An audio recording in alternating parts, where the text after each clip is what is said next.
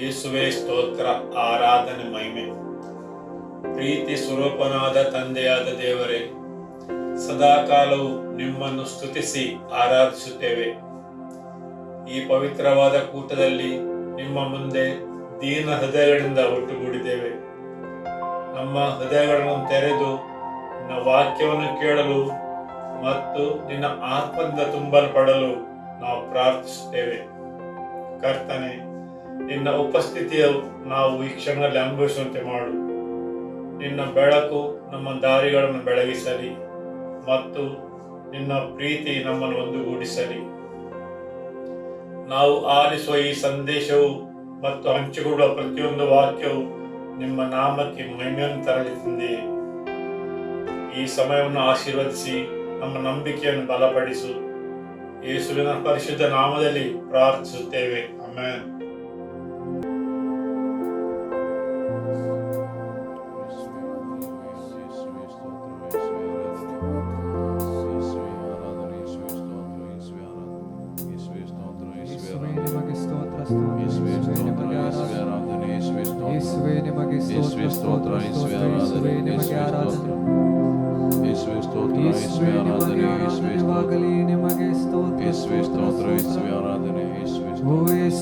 ನಿಮಗೆ ಆರಾಧನೆ, ಯೇಸುವೆ ನಿಮಗೆ ಸ್ತೋತ್ರ ಸ್ತೋತ್ರ ಸ್ತೋತ್ರ.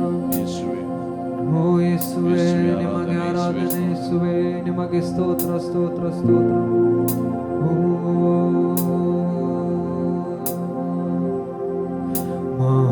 ಮಹೋನ್ನತನೇ ನಿನ್ನಾಶ್ರಯದಿ ನಾವಾಸಿಸುವೆನು.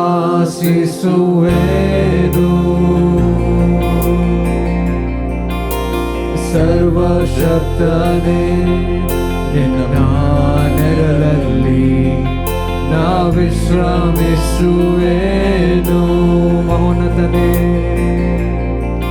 ಮಹೋನ್ನತನೇ ನಿನ್ನಾಶ್ರಯದಿ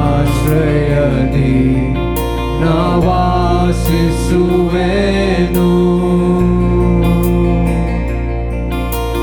ಸರ್ವಶಕ್ತನೇ ನಿನ್ನ ನೆರಳಲ್ಲಿ ನಾ ವಿಶ್ರಮಿಸುವೆನು.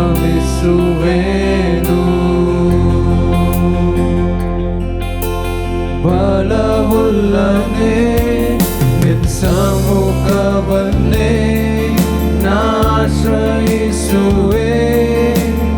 ಅನುದಿನವೂ. ಬಲವುಳ್ಳನೇ ನಿನ್ನ ಸಮ್ಮುಖವನ್ನೇ ನಾಶ್ರಯಿಸುವೆ ಅನುದಿನವೂ. ಯೆಸಯ್ಯ ಯೆಸಯ್ಯ ಯೆಸಯ್ಯ ಯೆಸಯ್ಯ.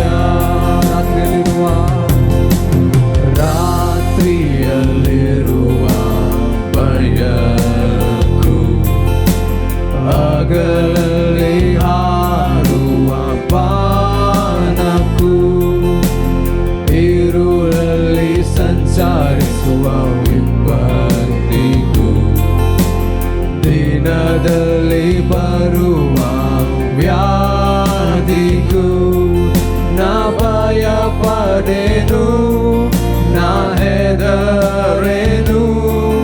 ಯೆಹೋವ ರಾಫ ನನ್ನ ಜೊತೆ ನೀನೆ, ನಾ ಭಯ ಪಡೆನು, ನಾ ಹೆದರೆನು. ಯೆಹೋವ ರಾಫ ನನ್ನ ಜೊತೆ ನೀನೆ. ಯೆಸಯ್ಯ ಯೆಸಯ್ಯ ಯೆಸಯ್ಯ ಯೆಸಯ್ಯ.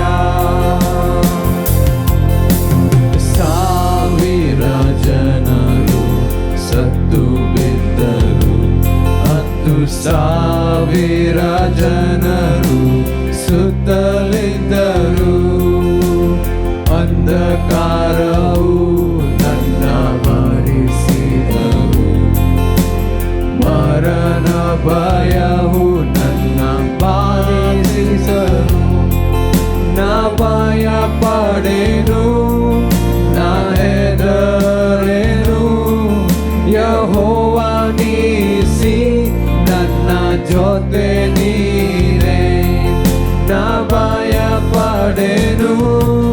ನಾ ಹೆದರೆನು. ಯೆಹೋವ ನೀಸಿ ನನ್ನ ಜೊತೆ ನೀನೆ. ಯೆಸಯ್ಯ ಯೆಸಯ್ಯ ಯೆಸಯ್ಯ ಯೆಸಯ್ಯ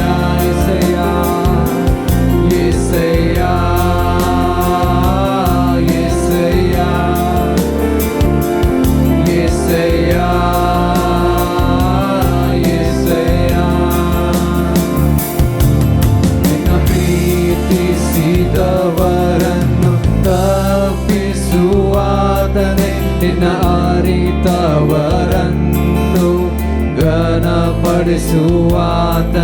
ನಿನ್ನ ಪ್ರೀತಿಸಿದವರನ್ನು ತಪ್ಪಿಸುವಾತನೇ. ನಿನ್ನ ಅರಿತವರನ್ನು ಘನಪಡಿಸುವಾತನೇ. ನನ್ನ ಯುದ್ಧವ ಜಯಿಸಿ ಮೇಲಕ್ಕೆತ್ತುವಾತನೇ. ಕೃಪೆಯಿಂದ ಕೃಪೆಯನ್ನು ತೋರಿಸುವಾತನೇ. ನನ್ನ ಯುದ್ಧವ ಜಯಿಸಿ ಮೇಲಕ್ಕೆತ್ತುವಾತನೇ. ಕೃಪೆಯಿಂದ ಕೃಪೆಯನ್ನು ತೋರಿಸುವಾತನೇ. ಯೆಸಯ್ಯ ಯೆಸಯ್ಯ ಯೆಸಯ್ಯ ಯೆಸಯ್ಯ ಯೆಸಯ್ಯ ಯೆಸಯ್ಯ ಯೆಸಯ್ಯ ಯೆಸಯ್ಯ. ನಾ ಭಯಪಡೆನು, ನಾ ಹೆದರೆನು. ಯೆಹೋವ ಶಾಲೋಮ್ ನನ್ನ ಜೊತೆ ನೀನೆ. ನಾ ಭಯಪಡೆನು, ನಾ ಹೆದರೆನು. ಯೆಹೋವ ಶಾಲೋಮ್ ನನ್ನ ಜೊತೆ ನೀನೆ. ಯೇಸುವೇ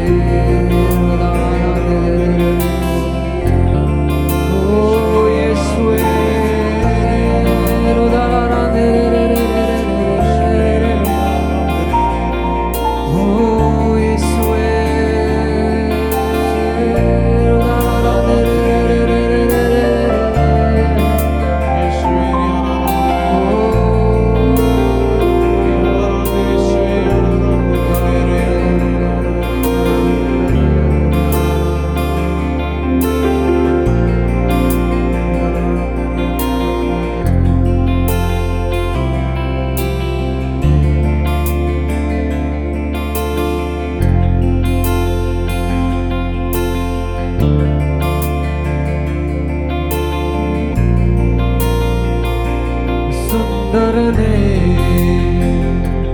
ಅತಿಶಯನೇ ಮಹೋನ್ನತನೇ ನನ್ ಪ್ರಿಯನೇ. ಸುಂದರನೇ ಅತಿಶಯನೇ ಮಹೋನ್ನತನೇ ನನ್ ಪ್ರಿಯನೇ.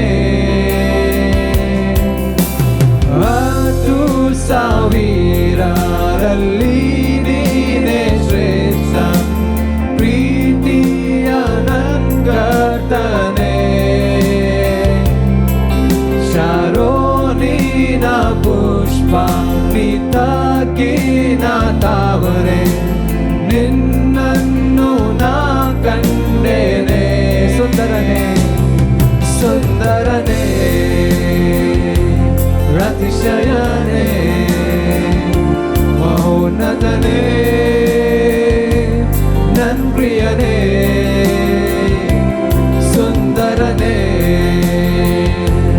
ಅತಿಶಯನೇ ಮಹೋನ್ನತನೇ ನನ್ ಪ್ರಿಯನೇ.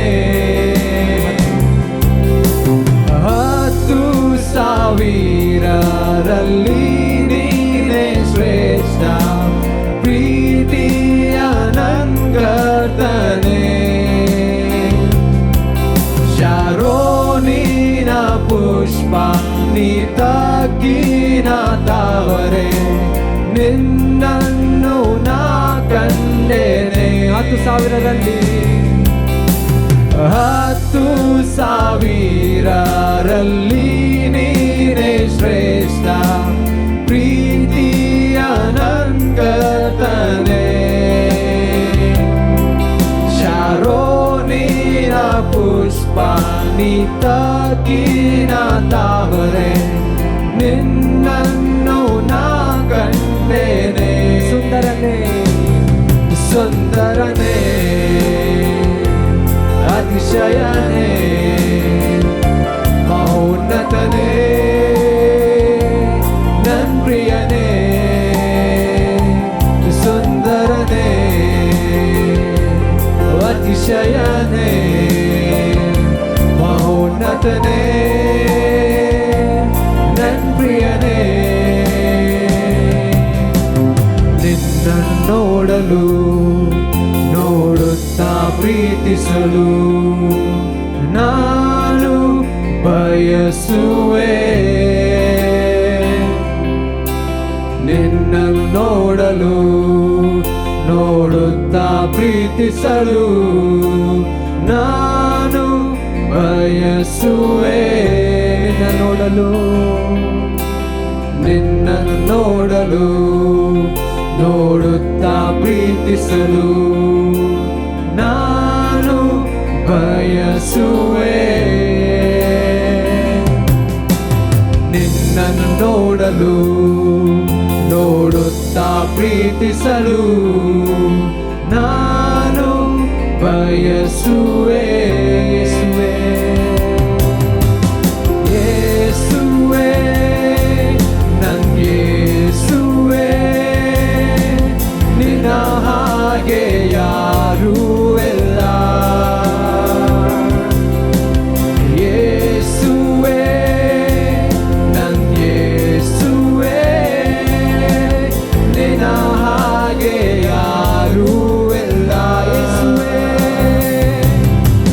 ಯೇಸುವೆ ನನ್ ಯೇಸುವೆ ನಿನ್ನ ಹಾಗೆ ಯಾರೂ ಇಲ್ಲ. ಯೇಸುವೆ ನನ್ ಯೇಸುವೆ ನಿನ್ನ ಹಾಗೆ ಯಾರೂ ಇಲ್ಲ. ಸುಂದರನೇ ಸುಂದರನೇ ಅತಿಶಯನೇ ಮಹೋನ್ನತನೇ ನನ್ ಪ್ರಿಯನೇ. ಸುಂದರನೇ ಅತಿಶಯನೇ ಮಹೋನ್ನತನೇ ನನ್ ಪ್ರಿಯನೇ. ಸುಂದರನೇ ಅತಿಶಯನೇ ಮಹೋನ್ನತನೇ ನನ್ ಪ್ರಿಯನೇ. ಸುಂದರನೇ ಅತಿಶಯನೇ ಮಹೋನ್ನತನೇ ನನ್ ಪ್ರಿಯನೇ. ನಿನ್ನನ್ನು ನೋಡಲು ನೋಡುತ್ತಾ ಪ್ರೀತಿಸಲು ನಾನು ಬಯಸುವೆ. ನಿನ್ನನ್ನು ನೋಡಲು ನೋಡುತ್ತಾ ಪ್ರೀತಿಸಲು ನಾನು ಬಯಸುವೆ. ಯೇಸುವೆ ನನ್ ಯೇಸುವೆ ನಿನ್ನ ಹಾಗೆ ಯಾರೂ ಇಲ್ಲ. ಯೇಸುವೆ ನನ್ ಯೇಸುವೆ ನಿನ್ನ ಹಾಗೆ ಯಾರೂ ಇಲ್ಲ. ಯೇಸುವೆ ನನ್ ಯೇಸುವೆ ನಿನ್ನ ಹಾಗೆ ಯಾರೂ ಇಲ್ಲ. ಯೇಸುವೆ ನನ್ ಯೇಸುವೆ ಎಲ್ಲ ಸುಂದರನೇ ಅತಿಶಯನೇ ಮಹೋನ್ನತನೇ ನನ್ ಪ್ರಿಯನೇ ಸುಂದರನೇ ಅತಿಶಯನೇ ಮಹೋನ್ನತನೇ ನನ್ ಪ್ರಿಯನೇ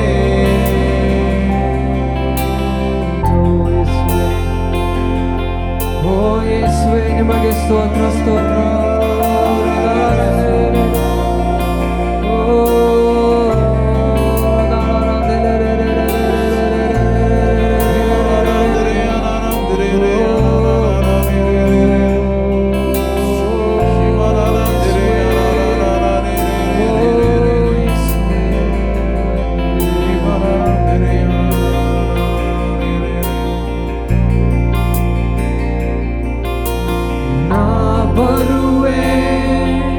ನಿನ್ನ ಪಾದದ ಬಳಿಗೆ ಯೇಸುವೇ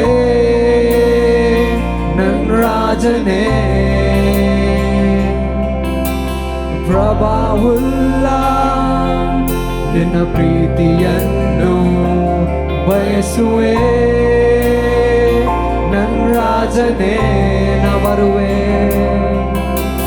ನಾ ಬರುವೆ ನಿನ್ನ ಪಾದದ ಬಳಿಗೆ ಯೇಸುವೇ ನನ್ನ ರಾಜನೇ ಪ್ರಭಾವುಲ್ಲ ನಿನ್ನ ಪ್ರೀತಿಯನ್ನು ಬಯಸುವೆ ನನ್ನ ರಾಜನೇ ನೀ ಪರಿಶುದ್ಧ ಶುದ್ಧ ಶುದ್ಧ ಶುದ್ಧ ಶುದ್ಧ ಶುದ್ಧ ನೀ ಪರಿಶುದ್ಧ ಶುದ್ಧ ಶುದ್ಧ ನೀ ಮಾತೃವೇ ನೀ ಪರಿಶುದ್ಧ ನೀ ಪರಿಶುದ್ಧ ಶುದ್ಧ ಶುದ್ಧ ನೀ ಪರಿಶುದ್ಧ ಶುದ್ಧ ಶುದ್ಧ ನೀ ಪರಿಶುದ್ಧ ಶುದ್ಧ ಶುದ್ಧ ನೀ ಮಾತೃವೇ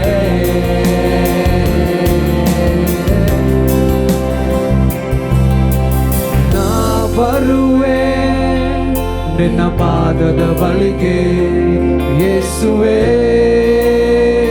ನನ್ನ ರಾಜನೇ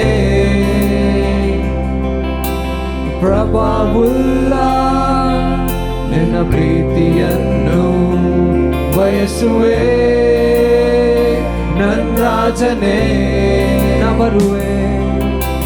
ನಾ ಬರುವೆ ನಿನ್ನ ಪಾದದ ಬಳಿಗೆ ಯೇಸುವೇ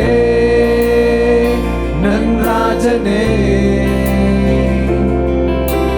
ಪ್ರಭಾವುಲ್ಲ ನಿನ್ನ ಪ್ರೀತಿಯನ್ನು ಬಯಸುವೆ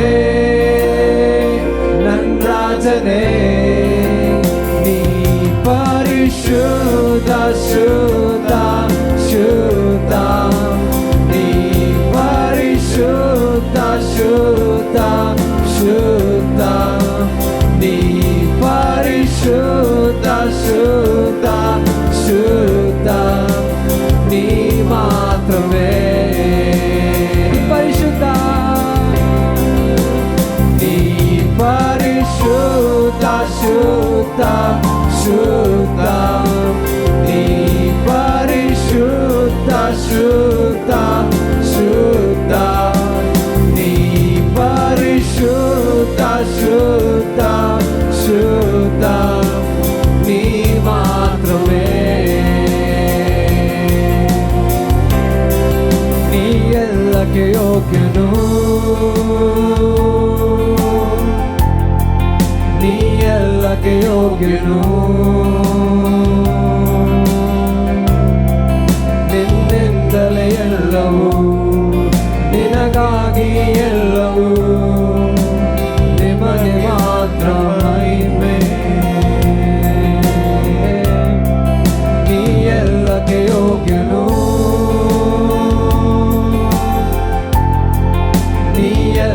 ಯೋಗ್ಯನು, ನಿನ್ನಿಂದಲೇ ಎಲ್ಲವೂ, ನಿನಗಾಗಿಯೇ ಎಲ್ಲವೂ, ನಿಮಗೆ ಮಾತ್ರ ಮಹಿಮೆ. ನೀ ಎಲ್ಲಕ್ಕೆ ಯೋಗ್ಯನು, ನೀ ಎಲ್ಲಕ್ಕೆ ಯೋಗ್ಯನು, ನಿನ್ನಿಂದಲೇ ಎಲ್ಲವೂ, ನಿನಗಾಗಿಯೇ ಎಲ್ಲವೂ, ನಿಮಗೆ ಮಾತ್ರ ಮಹಿಮೆ. ಎಲ್ಲಕ್ಕೆ ಯೋಗ್ಯನು, ನೀ ಎಲ್ಲಕ್ಕೆ ಯೋಗ್ಯನು, ನೀ ಎಲ್ಲಕ್ಕೆ ಯೋಗ್ಯನು, ನಿನ್ನಿಂದಲೇ ಎಲ್ಲವೂ, ನಿನಗಾಗಿಯೇ ಎಲ್ಲವೂ, ನಿನಗೆ ಮಾತ್ರ ಮಹಿಮೆ.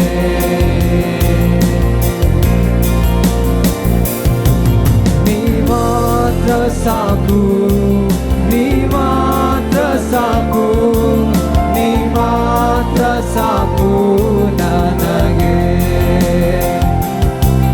ನೀ ಮಾತ್ರ ಸಾಕು, ನೀ ಮಾತ್ರ ಸಾಕು, ನೀ ಮಾತ್ರ ಸಾಕು ನನಗೆ. ನೀ ಮಾತ್ರ, ನೀ ಮಾತ್ರ ಸಾಕು, ನೀ ಮಾತ್ರ ಸಾಕು, ನೀ ಮಾತ್ರ ಸಾಕು ನನಗೆ. ನೀ ಸಾಕೆ ನನಗೆ, ನೀ ಸಾಕೆ ನನಗೆ, ನೀ ಸಾಕೆ ನನಗೆ ಯೇಸುವೇ. ನೀ ಸಾಕೆ ನನಗೆ, ನೀ ಸಾಕೆ ನನಗೆ, ನೀ ಸಾಕೆ ನನಗೆ ಯೇಸುವೇ. ನೀ ಸಾಕೆ ನನಗೆ, ನೀ ಸಾಕೆ ನನಗೆ, ನೀ ಸಾಕೆ ನನಗೆ ಯೇಸುವೇ.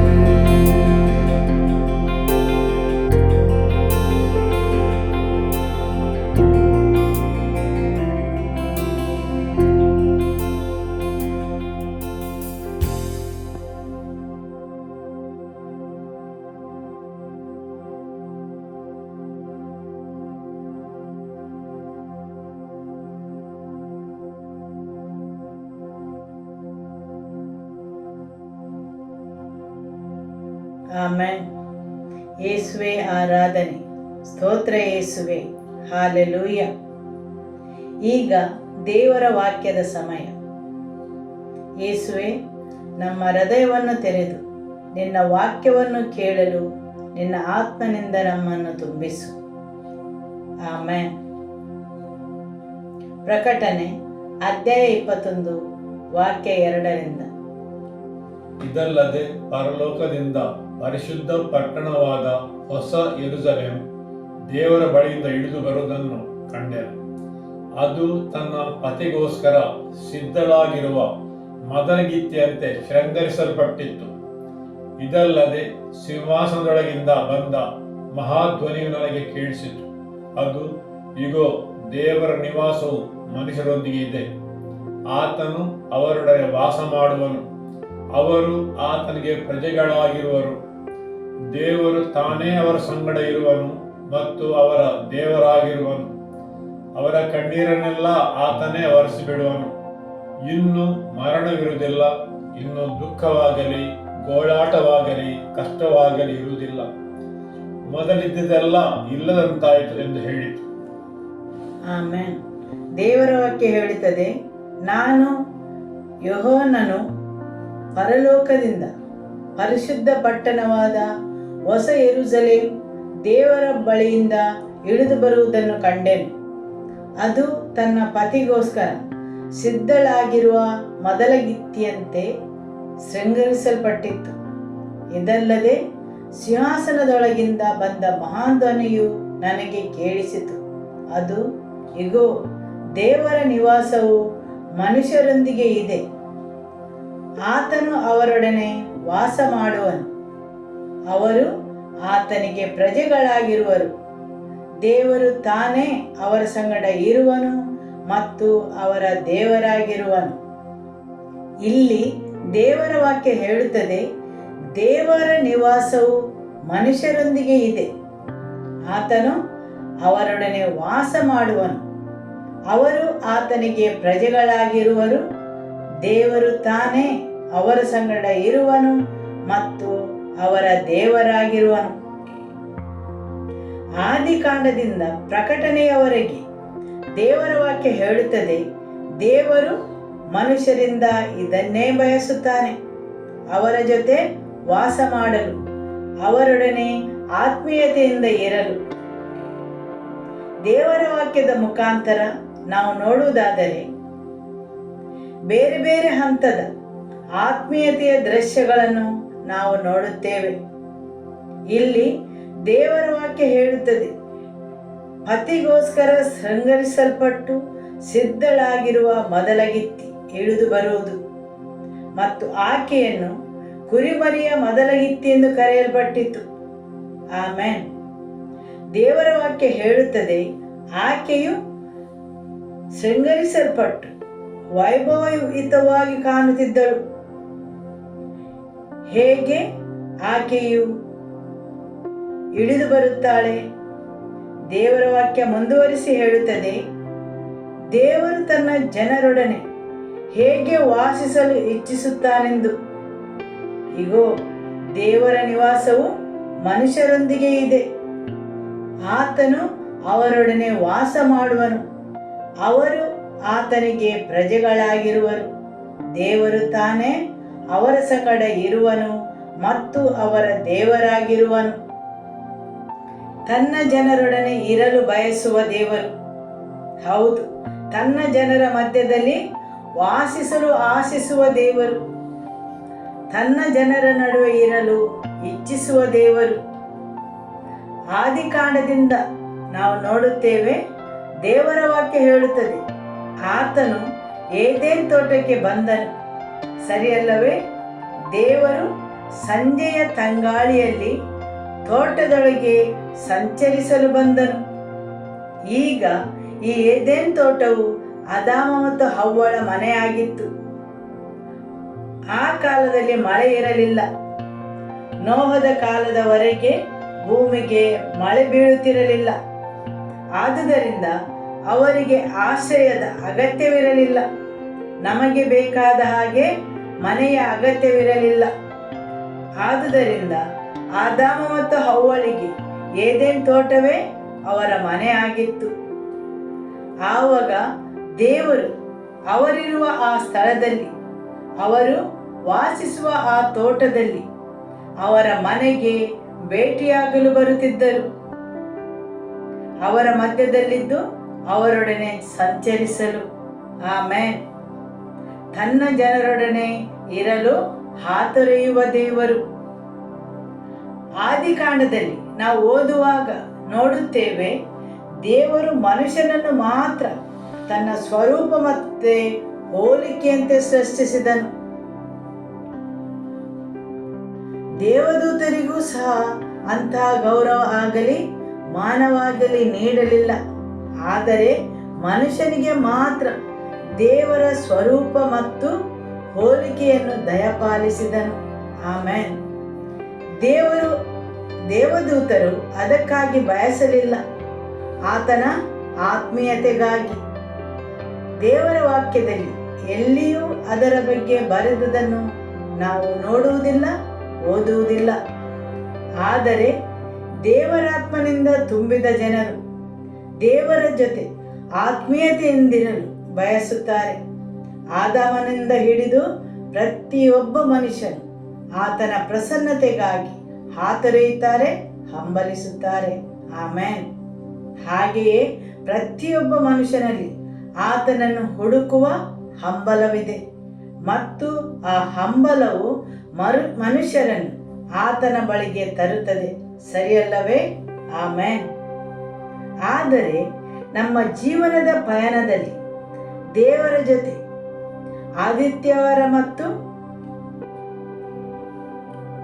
ಆದಿತ್ಯವಾರದ ನಡೆಯು ಆದರೆ ವಾರದ ನಡುವೆ ನಾವು ಆತನಿಂದ ದೂರ ಒಯ್ಯಲ್ಪಡುತ್ತೇವೆ.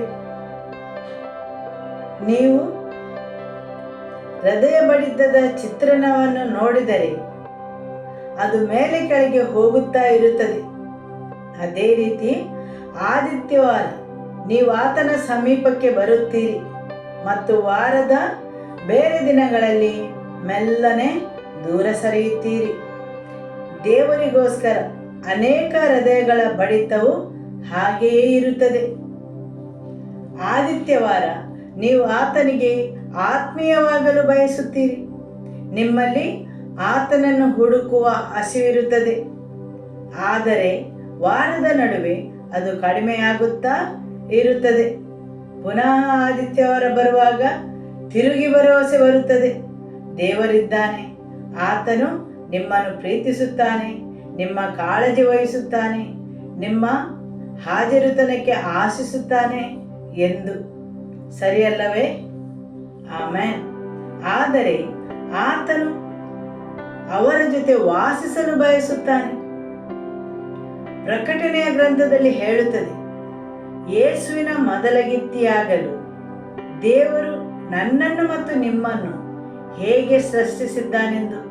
ಹೌದು, ಅಲ್ಲೊಂದು ದೃಶ್ಯಾವಳಿಯನ್ನು ಆತನು ರೂಪಿಸುತ್ತಾನೆ. ಮನುಷ್ಯನ ಜೊತೆ ಹೇಗೆ ಅತ್ಯಧಿಕವಾಗಿ ಆತ್ಮೀಯತೆಯಿಂದ ಇರುವುದೆಂದು ಮದುವೆಯ ದೃಶ್ಯದಿಂದ ಅಥವಾ ಸ್ತ್ರೀ ಪುರುಷರ ಆತ್ಮೀಯ ಸಂಬಂಧದ ಮುಖಾಂತರ ತಿಳಿಸಲು ಪ್ರಯತ್ನಿಸುತ್ತಾನೆ. ಯೇಸು ಕ್ರಿಸ್ತನು ಮದುಮಗ ಮತ್ತು ನಾನು ಮತ್ತು ನೀವು ಆತನ ಮೊದಲಗಿತ್ತಿ. ಶೃಂಗರಿಸಲ್ಪಟ್ಟು ಸಿದ್ಧಳಾಗಿರುವ ಆ ದೃಶ್ಯಾವಳಿಯನ್ನು ಅಥವಾ ಸನ್ನಿವೇಶವನ್ನು ಗಂಡಸರಿಗಿಂತ ಹೆಂಗಸರು ಹೆಚ್ಚಾಗಿ ಅರ್ಥ ಮಾಡಿಕೊಳ್ಳಬಹುದು. ಬೇರೊಬ್ಬರ ಮೊದಲಗಿತ್ತಿಯಾಗುವುದು, ಅದಕ್ಕೋಸ್ಕರ ಸಿದ್ಧತೆಯನ್ನು ಮಾಡುವುದು ಅಥವಾ ಬೇರೊಬ್ಬರ ಅಧೀನಕ್ಕೆ ಒಳಪಡುವುದು. ಯೇಸು ಕ್ರಿಸ್ತನು ತನ್ನ ಸಭೆಯನ್ನು ಮೊದಲಗಿತ್ತಿಗೆ ಹೋಲಿಸುತ್ತಾನೆ. ಶೃಂಗರಿಸಲ್ಪಟ್ಟವಳು, ವೈಭವಯುತವಾಗಿ ಸುಂದರಿಯಾಗಿ ಸಿದ್ಧಪಡಿಸಲ್ಪಟ್ಟವಳು. ಹೌದು, ದೇವರು ಇಲ್ಲೊಂದು ದೃಶ್ಯಾವಳಿಯನ್ನು ತಯಾರಿಸಿದ್ದಾರೆ. ದೇವರು ಯಾವ ರೀತಿಯ ಆತ್ಮೀಯತೆಯನ್ನು ಮನುಷ್ಯರಲ್ಲಿ ಹೊಂದಲು ಬಯಸುತ್ತಾನೆಂದು. ನನ್ನೊಬ್ಬ ಸಹಪಾಠಿ ನಾವು ವಿದ್ಯಾಭ್ಯಾಸ ಮುಗಿಸಿ ಪಾಸಾದ ಮೇಲೆ ಅವನು ಹೇಳಿದ ಮಾತು, by hook R by crook, ಅಂದರೆ ಹೇಗಾದರೂ ಮಾಡಿ ನನಗೆ ಯುಎಸ್ಎಗೆ ಹೋಗಬೇಕು. ನಾನು ಕೇಳಿದೆ, ಹಾಗೆಂದರೇನು? ಅಲ್ಲಿರುವ ಒಬ್ಬಳನ್ನು ಮದುವೆಯಾಗಿ ಅಲ್ಲಿ ಹೋಗಿ ಮುಟ್ಟುವುದು. ಈ ವಿಷಯವು 30-32 ವರ್ಷಗಳ ಹಳೆಯದು. ಹೌದು, ಅವರು ಇಲ್ಲಿಂದ ಮದುವೆಯಾಗಿ ಹೋಗುತ್ತಾರೆ ಮತ್ತು ಅಲ್ಲಿ ಡೈವೋರ್ಸ್ ಮಾಡಿಕೊಳ್ಳುತ್ತಾರೆ. ಕೆಲವೊಮ್ಮೆ ಜನರು ದೇವರನ್ನು ಇದೇ ರೀತಿ ಹುಡುಕುತ್ತಾರೆ. ಅವರ ಉದ್ದೇಶ ಬೇರೆಯದೇ ಇರುತ್ತದೆ. ನನ್ನ ಗೆಳೆಯನ ಹಾಗೆ, ಅವನು ಯುಎಸ್ಎಗೆ ಮುಟ್ಟಿದ, ಆದರೆ ಅವನು ಡೈವೋರ್ಸ್ ಆಗಲಿಲ್ಲ. ಆ ವಿಷಯ ಬೇರೆ. ಆದರೆ ಇಲ್ಲಿ ಕೆಲವು ಜನರು ದೇವರನ್ನು ಹುಡುಕುವುದು ಆತನಿಂದ ಏನನ್ನಾದರೂ ಪಡೆದುಕೊಳ್ಳಲು. ಹೇಗೆ ನನ್ನ ಗೆಳೆಯನ ಉದ್ದೇಶವಾಗಿತ್ತು ಹಾಗೆ ಅವನಿಗೆ ಹೇಗಾದರೂ ಯುಎಸ್ಎಗೆ ಮುಟ್ಟಬೇಕಿತ್ತು. ಬೇರೆ ಯಾವುದೇ ವಿಷಯವು ಅವನಿಗೆ ಮುಖ್ಯವಾಗಿರಲಿಲ್ಲ. ಅವನ ಮುಖ್ಯ ಉದ್ದೇಶ ಅವನ ಗಮ್ಯಸ್ಥಾನ, ಅವನು ಮುಟ್ಟಬೇಕಾದ ಸ್ಥಳ. ಆದರೆ ಇಲ್ಲಿ ನಾವು ದೇವರ ಜೊತೆ ನಡೆಯುವಾಗ ಆತನು ಬಯಸುವುದು ನಾವು ಆತನಿಗೆ ಆತ್ಮೀಯರಾಗಬೇಕೆಂದು. ಆತನ ಕೈಯನ್ನು ಮಾತ್ರ ನೋಡುವುದಲ್ಲ. ನಿನ್ನೆ ನಾನೊಬ್ಬರಲ್ಲಿ ದೇವರ ವಾಕ್ಯದ ಬಗ್ಗೆ ಚರ್ಚಿಸುತ್ತಿರುವಾಗ ಅವನು ಹೇಳುತ್ತಾನೆ, ಅನೇಕ ಜನರು ದೇವರನ್ನು ATM ಕಾರ್ಡ್ ಎಂದು ಭಾವಿಸುತ್ತಾರೆ.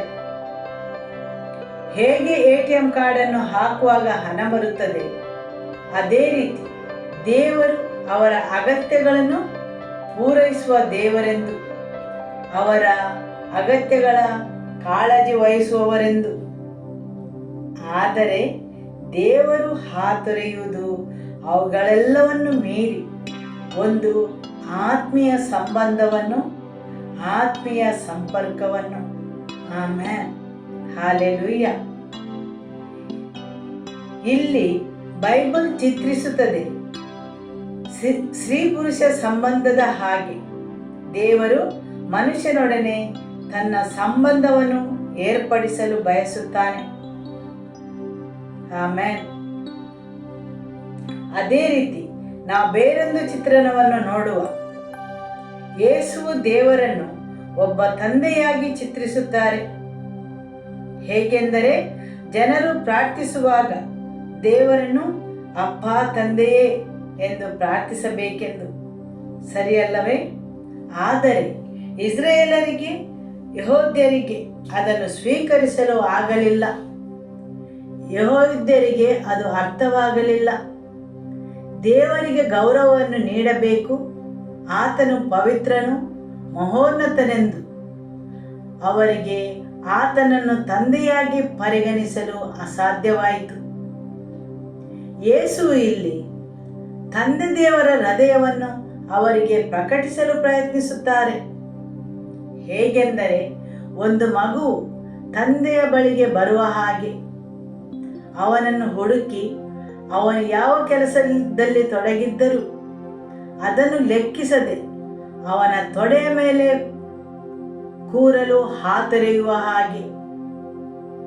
ಅದೇ ಸ್ವಾತಂತ್ರ್ಯವು ಆತನ ಮಕ್ಕಳಾದ ನಾವು ಹೊಂದಿದ್ದೇವೆ. ಯಾವಾಗ ನಾವು ಆತನ ಬಳಿಗೆ ಬರುತ್ತೇವೆ ಆವಾಗ. ಇಲ್ಲಿ ಯೇಸು ದೇವರೊಡನೆ ಮನುಷ್ಯನು ಹೊಂದಬಹುದಾದ ಬೇರೊಂದು ರೀತಿಯ ಸಂಬಂಧವನ್ನು ಪ್ರಕಟಿಸುತ್ತಾನೆ. ಮಗುವು ತನ್ನ ತಂದೆಯ ತೊಡೆಯ ಮೇಲೆ ಇರಲು ಎರಡನೇ ಸಲ ಯೋಚಿಸುವುದಿಲ್ಲ. ಯಾಕೆಂದರೆ ಮಗುವಿಗೆ ಸ್ವಾತಂತ್ರ್ಯವಿದೆ. ಅಥವಾ ಅದನ್ನು ಎತ್ತಬೇಕಾದರೆ ತನ್ನ ಕರಗಳನ್ನು ಎತ್ತುತ್ತದೆ, ಸರಿಯಲ್ಲವೇ? ಮಗುವಿಗೆ ಏನಾದರೂ ಬೇಕಾದರೆ ಅದು ಯೋಚಿಸುವುದಿಲ್ಲ ತಂದೆಗೆ ಅದನ್ನು ನೀಡುವಷ್ಟು ಶಕ್ತಿ ಇದೆಯೇ ಎಂದು. ಆದರೆ ಮಗು ಕೇಳುತ್ತದೆ, ಯಾಕೆಂದರೆ ಅದಕ್ಕೆ ಕೇಳಲು ಸ್ವಾತಂತ್ರ್ಯವಿದೆ. ಅದಕ್ಕೆ ಅಗತ್ಯವಿದ್ದುದನ್ನು ನೀಡುತ್ತಾರೆಂಬ ಆತ್ಮವಿಶ್ವಾಸವಿದೆ. ಆದುದರಿಂದ ಯೇಸು ದೇವರು ಒಬ್ಬ ತಂದೆ ಹಾಗೆ ಎಂಬ ಚಿತ್ರಣವನ್ನು ಪ್ರಕಟಿಸುತ್ತಾರೆ. ಆಮೆನ್. ಆದುದರಿಂದ ಪ್ರಾರ್ಥನೆ ಮಾಡುವಾಗ ಅಪ್ಪ ತಂದೆಯೇ ಎಂದು ಸಂಬೋಧಿಸಲು ಕಲಿಸುತ್ತಾನೆ. ಆಮೆನ್. ಅಂದರೆ ಹೇಗೆ ಒಬ್ಬ ಮಗನು ತನ್ನ ತಂದೆಯನ್ನು ಹೊಂದಿಕೊಂಡಿರುತ್ತಾನೆ, ಅದೇ ರೀತಿ ಮತ್ತು ಹೇಳುತ್ತದೆ, ನೀವೊಂದು ಆತನ ಕೈಯಲ್ಲಿ ಚಿಕ್ಕ ಮಗುವಿನಂತೆ. ಆತನಿಗೆ ನೀವು ಅಮೂಲ್ಯವಾಗಿದ್ದೀರಿ.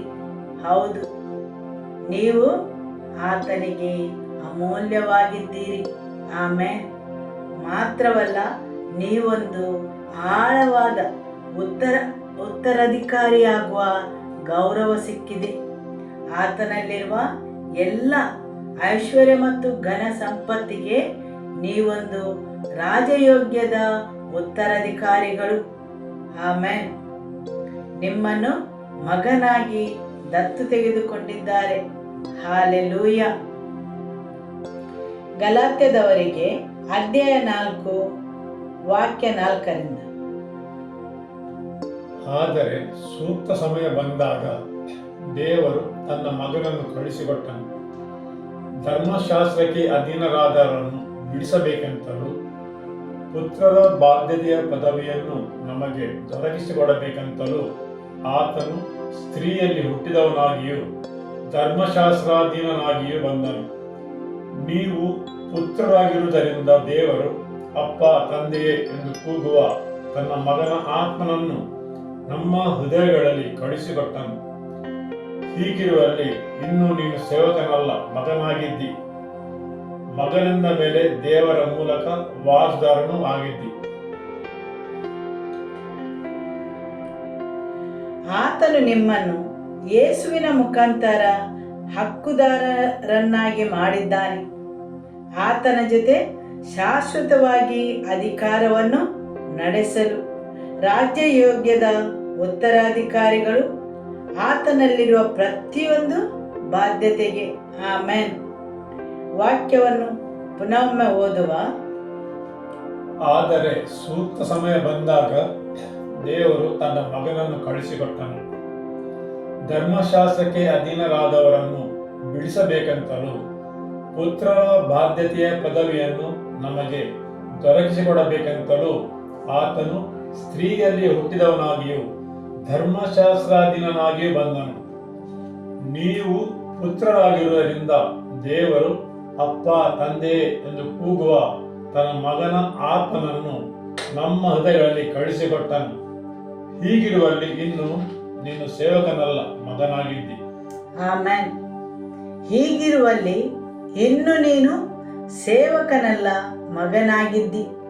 ಹೇಗೆ?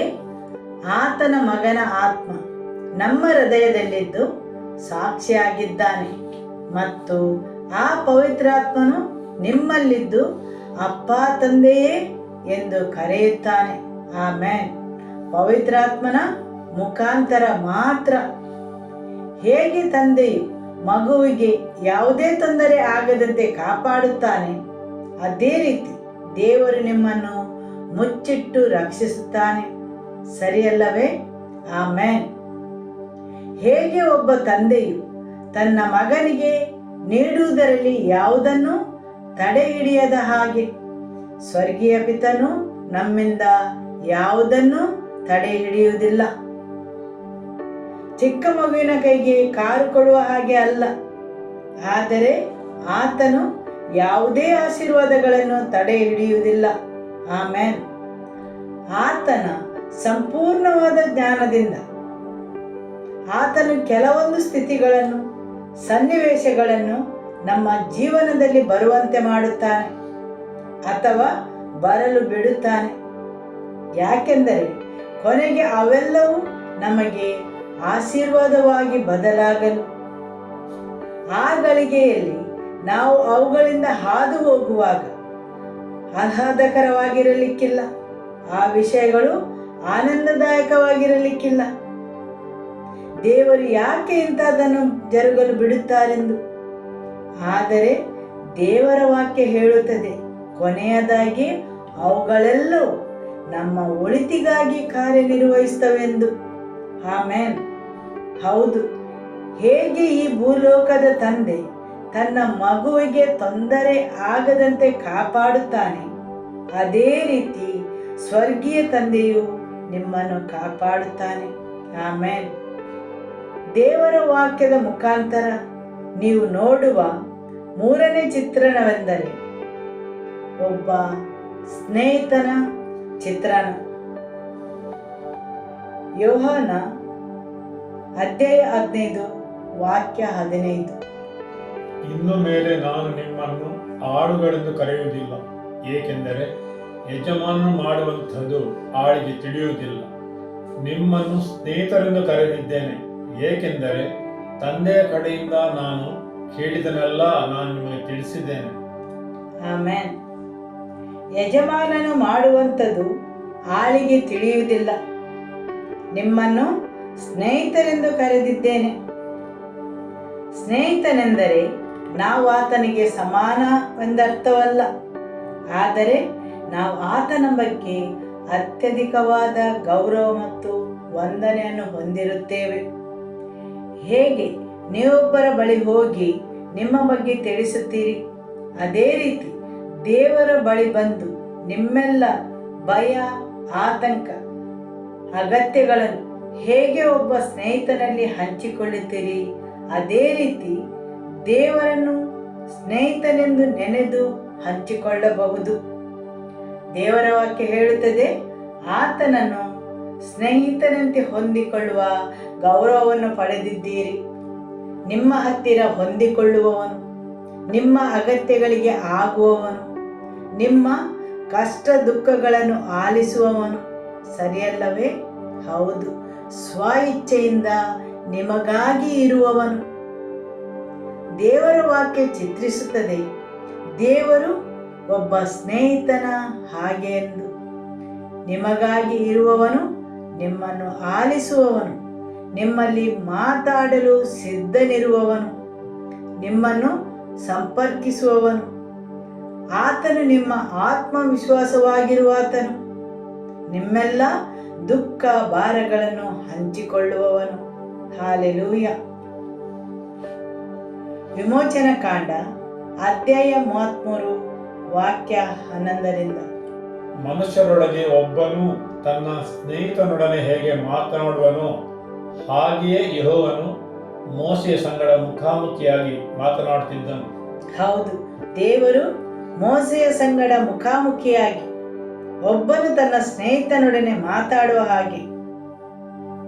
ಮೋಸೆಯ ಆತ್ಮೀಯತೆಯು ದೇವರೊಡನೆ ಯಾವ ಮಟ್ಟದಲ್ಲಿತ್ತೆಂದರೆ, ದೇವರು ಮೋಸೆ ಒಬ್ಬ ಸ್ನೇಹಿತನೆಂದು ತಿಳಿದು ಮುಖಾಮುಖಿಯಾಗಿ ಮಾತಾಡುತ್ತಿದ್ದನು, ಸರಿಯಲ್ಲವೇ? ದೇವರ ವಾಕ್ಯ ಹೇಳುತ್ತದೆ, ದೇವರು ಮೋಸೆಯೊಡನೆ ಒಬ್ಬ ಮನುಷ್ಯನು ತನ್ನ ಸ್ನೇಹಿತನಲ್ಲಿ ಮಾತಾಡುವ ಹಾಗೆ ಮುಖಾಮುಖಿಯಾಗಿ ಮಾತಾಡುತ್ತಿದ್ದನು. ಹೌದು, ಒಬ್ಬ ಸ್ನೇಹಿತನಲ್ಲಿ ನಿಮಗೆ ಯಾವುದೇ ನಾಚಿಕೆಯಾಗಲಿ ಹಿಂಜರಿಕೆಯಾಗಲಿ ಇರುವುದಿಲ್ಲ. ನೀವು ಇದ್ದ ಹಾಗೆಯೇ ಅವನಲ್ಲಿ ಮಾತಾಡುವ ಸ್ವಾತಂತ್ರ್ಯವಿರುತ್ತದೆ, ಸರಿಯಲ್ಲವೇ? ನಿಮ್ಮ ಸ್ನೇಹಿತನ ಎದುರು ನೀವು ಮುಖವಾಡ ಧರಿಸಬೇಕಾಗಿಲ್ಲ. ನೀವು ಏನಾಗಿದ್ದೀರಿ ಎಂದು ಅವನಿಗೆ ಸಂಪೂರ್ಣವಾಗಿ ತಿಳಿದಿದೆ. ಕೀರ್ತನೆ 103 ವಾಕ್ಯ 7. ಆತನು ಮೋಶೆಗೆ ತನ್ನ ಮಾರ್ಗವನ್ನು, ಇಸ್ರಾಯೇಲರಿಗೆ ತನ್ನ ಕೃತ್ಯಗಳನ್ನು ಪ್ರಕಟಿಸಿದನು. ಹೌದು, ಇಸ್ರಾಯೇಲರು ದೇವರ ಕೈಯನ್ನು ನೋಡಿದರೆ ಮೋಶೆಯು ದೇವರ ಮುಖವನ್ನು ನೋಡಿದನು, ಸರಿಯಲ್ಲವೇ? ಇಸ್ರಾಯೇಲರಿಗೆ ತನ್ನ ಕೃತ್ಯಗಳನ್ನು ಪ್ರಕಟಿಸಿದನು ಮತ್ತು ಮೋಶೆಯೊಡನೆ ಮುಖಾಮುಖಿ ಮಾತಾಡಿದನು ಹಾಗೂ ತನ್ನ ಮಾರ್ಗವನ್ನು ಪ್ರಕಟಿಸಿದನು. ಈ ಆತ್ಮೀಯತೆಯನ್ನು ಒಂದು ಸಮಯದಲ್ಲಿ ಮೋಶೆಯು ಹಗುರವಾಗಿ ಕಂಡನು ಮತ್ತು ದೇವರಲ್ಲಿದ್ದ ಆ ಅತ್ಯಧಿಕವಾದ ಗೌರವವನ್ನು ಕಳೆದುಕೊಂಡನು, ಸರಿಯಲ್ಲವೇ? ಹೌದು, ನೀರಿಗಾಗಿ ಬಂಡೆಯಲ್ಲಿ ಮಾತಾಡು ಎಂದು ಹೇಳಿದರೆ ಅವನು ಅದನ್ನು 2 ಸಲ ಬಡಿದನು. ಹೌದು, ಕೆಲವೊಮ್ಮೆ ಈ ಅನ್ಯೋನ್ಯತೆಯು ತನ್ನಲ್ಲಿದ್ದ ಪವಿತ್ರ ಗೌರವವನ್ನು ಕಳೆದುಕೊಳ್ಳುತ್ತದೆ ಮತ್ತು ಮೋಶೆಯು ಭಾವಿಸುತ್ತಾನೆ ತಾನು ದೇವರಲ್ಲಿ ಕೋಪಗೊಳ್ಳಬಹುದೆಂದು. ಆದರೆ ದೇವರ ವಾಕ್ಯ ಹೇಳುತ್ತದೆ, ಮೋಶೆಯು ಇದರಿಂದಾಗಿ ವಾಗ್ದಾನದ ನಾಡನ್ನು ಸೇರುವುದಿಲ್ಲ, ಸರಿಯಲ್ಲವೇ? ಆದರೆ ದೇವರು ತನ್ನ ದಯಾಪರತೆಯಿಂದ ಅವನ ದೇಹವನ್ನು ರಕ್ಷಿಸಿ ಅವನನ್ನು ಶಾಶ್ವತ ಲೋಕಕ್ಕೆ ಕೊಂಡೊಯ್ಯುತ್ತಾನೆ. ನೀವು ಕೇಳಬಹುದು, ನಿಮಗೇಗೆ ತಿಳಿಯಿತೆಂದು? ಹೇಗೆಂದರೆ, ಯೇಸು ರೂಪಾಂತರಗೊಳ್ಳುವಾಗ ಮೋಶೆಯು ಆತನನ್ನು ಭೇಟಿಯಾಗಲು ಬಂದಿದ್ದನು. ಆ ಬೆಟ್ಟದಲ್ಲಿ ಏಲಿಯನೊಡನೆ ಮೋಶೆಯೂ ಇದ್ದನು. ಆಮೆನ್. ಅವನ ಆ ನಡತೆಯಿಂದ ಶಾಶ್ವತ ಲೋಕವನ್ನು ಅವನು ಕಳೆದುಕೊಳ್ಳಲಿಲ್ಲ, ಆದರೆ ಇಲ್ಲಿ ಕೆಲವೊಂದು ಆಶೀರ್ವಾದಗಳನ್ನು ಕಳಕೊಂಡನು, ಸರಿಯಲ್ಲವೇ? ಆಮೆನ್. ಇಸ್ರೇಲ್ ಜನರು ದೇವರ ಮಹತ್ಕಾರ್ಯಗಳನ್ನು ನೋಡಿದರು, ವಿಸ್ಮಯ ಭರಿತರಾಗಿ ಆತನ ಎದುರಲ್ಲಿದ್ದರು. ಆದರೆ ಅವರಿಗೆ ಆತ್ಮೀಯತೆ ಬೇಕಾಗಿರಲಿಲ್ಲ. ಆದುದರಿಂದ ಅವರು ಹೇಳಿದರು, ಮೋಶೆಯು ನಮ್ಮಲ್ಲಿ ಮಾತಾಡಲಿ, ದೇವರು ಮಾತಾಡುವುದು ಬೇಡ. ಮನುಷ್ಯರು ತಮ್ಮ ಹಂತಕ್ಕೆ ಸರಿಯಾದ ಆತ್ಮೀಯತೆಯನ್ನು ದೇವರಲ್ಲಿ ಆಯ್ಕೆ ಮಾಡುತ್ತಾರೆ. ಜನರು ನಿರ್ಧರಿಸಿದರು. ಹೌದು, ಅದೇ ರೀತಿ ಇಂದಿಗೂ ನಾವು ಸಹ ಯಾವ ಹಂತದಲ್ಲಿ ದೇವರೊಡನೆ ಆತ್ಮೀಯರಾಗಿರಬೇಕೆಂದು ನಿರ್ಧರಿಸುತ್ತೇವೆ. ಕೆಲವರು ಹೇಳುತ್ತಾರೆ, ದೇವರು ಮಾತಾಡುವುದು ಬೇಡ, ಬೇರೆ ಯಾರಾದರೂ ನನ್ನಲ್ಲಿ ಮಾತಾಡಲಿ ಎಂದು ಜನರು ಆರಿಸಿಕೊಳ್ಳಬಹುದು. ಯಾವ ಹಂತದ ಆತ್ಮೀಯತೆಯನ್ನು ತಾನು ದೇವರಲ್ಲಿ ಹೊಂದಿಕೊಳ್ಳಬಹುದೆಂದು ಇಸ್ರಾಯೇಲರು ಹೇಳಿದರು. ದೇವರು ನಮ್ಮಲ್ಲಿ ಮಾತಾಡುವುದು ಬೇಡ. ಅವರು ದೇವರ ಪ್ರಸನ್ನತೆಯಿಂದ ದೂರ ಉಳಿಯಲು ಅಪೇಕ್ಷಿಸಿದರು.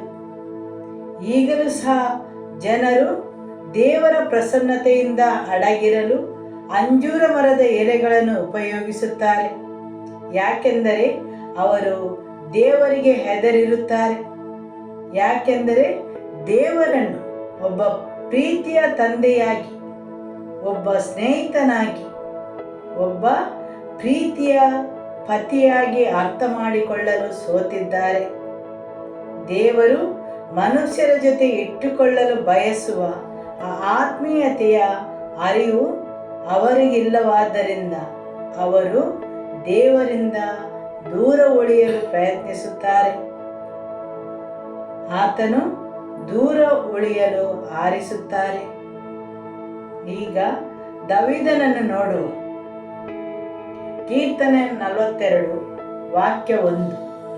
ದೇವರೇ, ಬಾಯಾರಿದ ಜಿಂಕೆಯು ನೀರಿನ ತೊರೆಗಳನ್ನು ಹೇಗೋ ಹಾಗೆಯೇ ನನ್ನ ಮನಸ್ಸು ನಿನ್ನನ್ನು ಬಯಸುತ್ತದೆ. ಇಲ್ಲಿ ದಾವೀದನು ಹೇಳುತ್ತಾನೆ, ಅವನು ದೇವರೊಡನೆ ಬಯಸುವ ಆಳವಾದ ಆತ್ಮೀಯತೆಯ ಬಗ್ಗೆ. ಹೌದು, ಅವನು ಹೇಳುತ್ತಾನೆ, ಬಾಯಾರಿದ ಜಿಂಕೆಯು ನೀರಿನ ತೊರೆಗಳನ್ನು ಹೇಗೋ ಹಾಗೆಯೇ ನನ್ನ ಮನಸ್ಸು ನಿನ್ನನ್ನು ಬಯಸುತ್ತದೆ. ಅವನು ಆಶಿಸುವ ಆಳವಾದ ಆತ್ಮೀಯ ಸಂಬಂಧದ ಬಗ್ಗೆ ಹೇಳುತ್ತಾನೆ. ಹಾಲೆಲೂಯ. ಕೀರ್ತನೆ 63 ವಾಕ್ಯ 1. ದೇವರೇ, ನೀನೇ ನನ್ನ ದೇವರು. ನಾನು ನಿನ್ನ ದರ್ಶನವನ್ನು ಕುತೂಹಲದಿಂದ ಎದುರು ನೋಡುತ್ತೇನೆ. ನನ್ನ ಆತ್ಮವು ನಿನಗಾಗಿ ಹಂಬಲಿಸುತ್ತದೆ. ನೀರಿಲ್ಲದೆ ಒಣಗಿದ ಭೂಮಿಯಲ್ಲಿದ್ದವನು ನೀರಿಗಾಗಿಯೋ ಎಂಬಂತೆ ನನ್ನ ಶರೀರವು ನಿನಗಾಗಿ ದಾಹಗೊಳ್ಳುತ್ತದೆ. ಆಮೆನ್.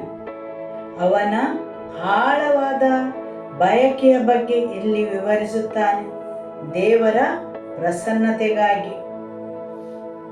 ಕೀರ್ತನೆ 84 ವಾಕ್ಯ 2.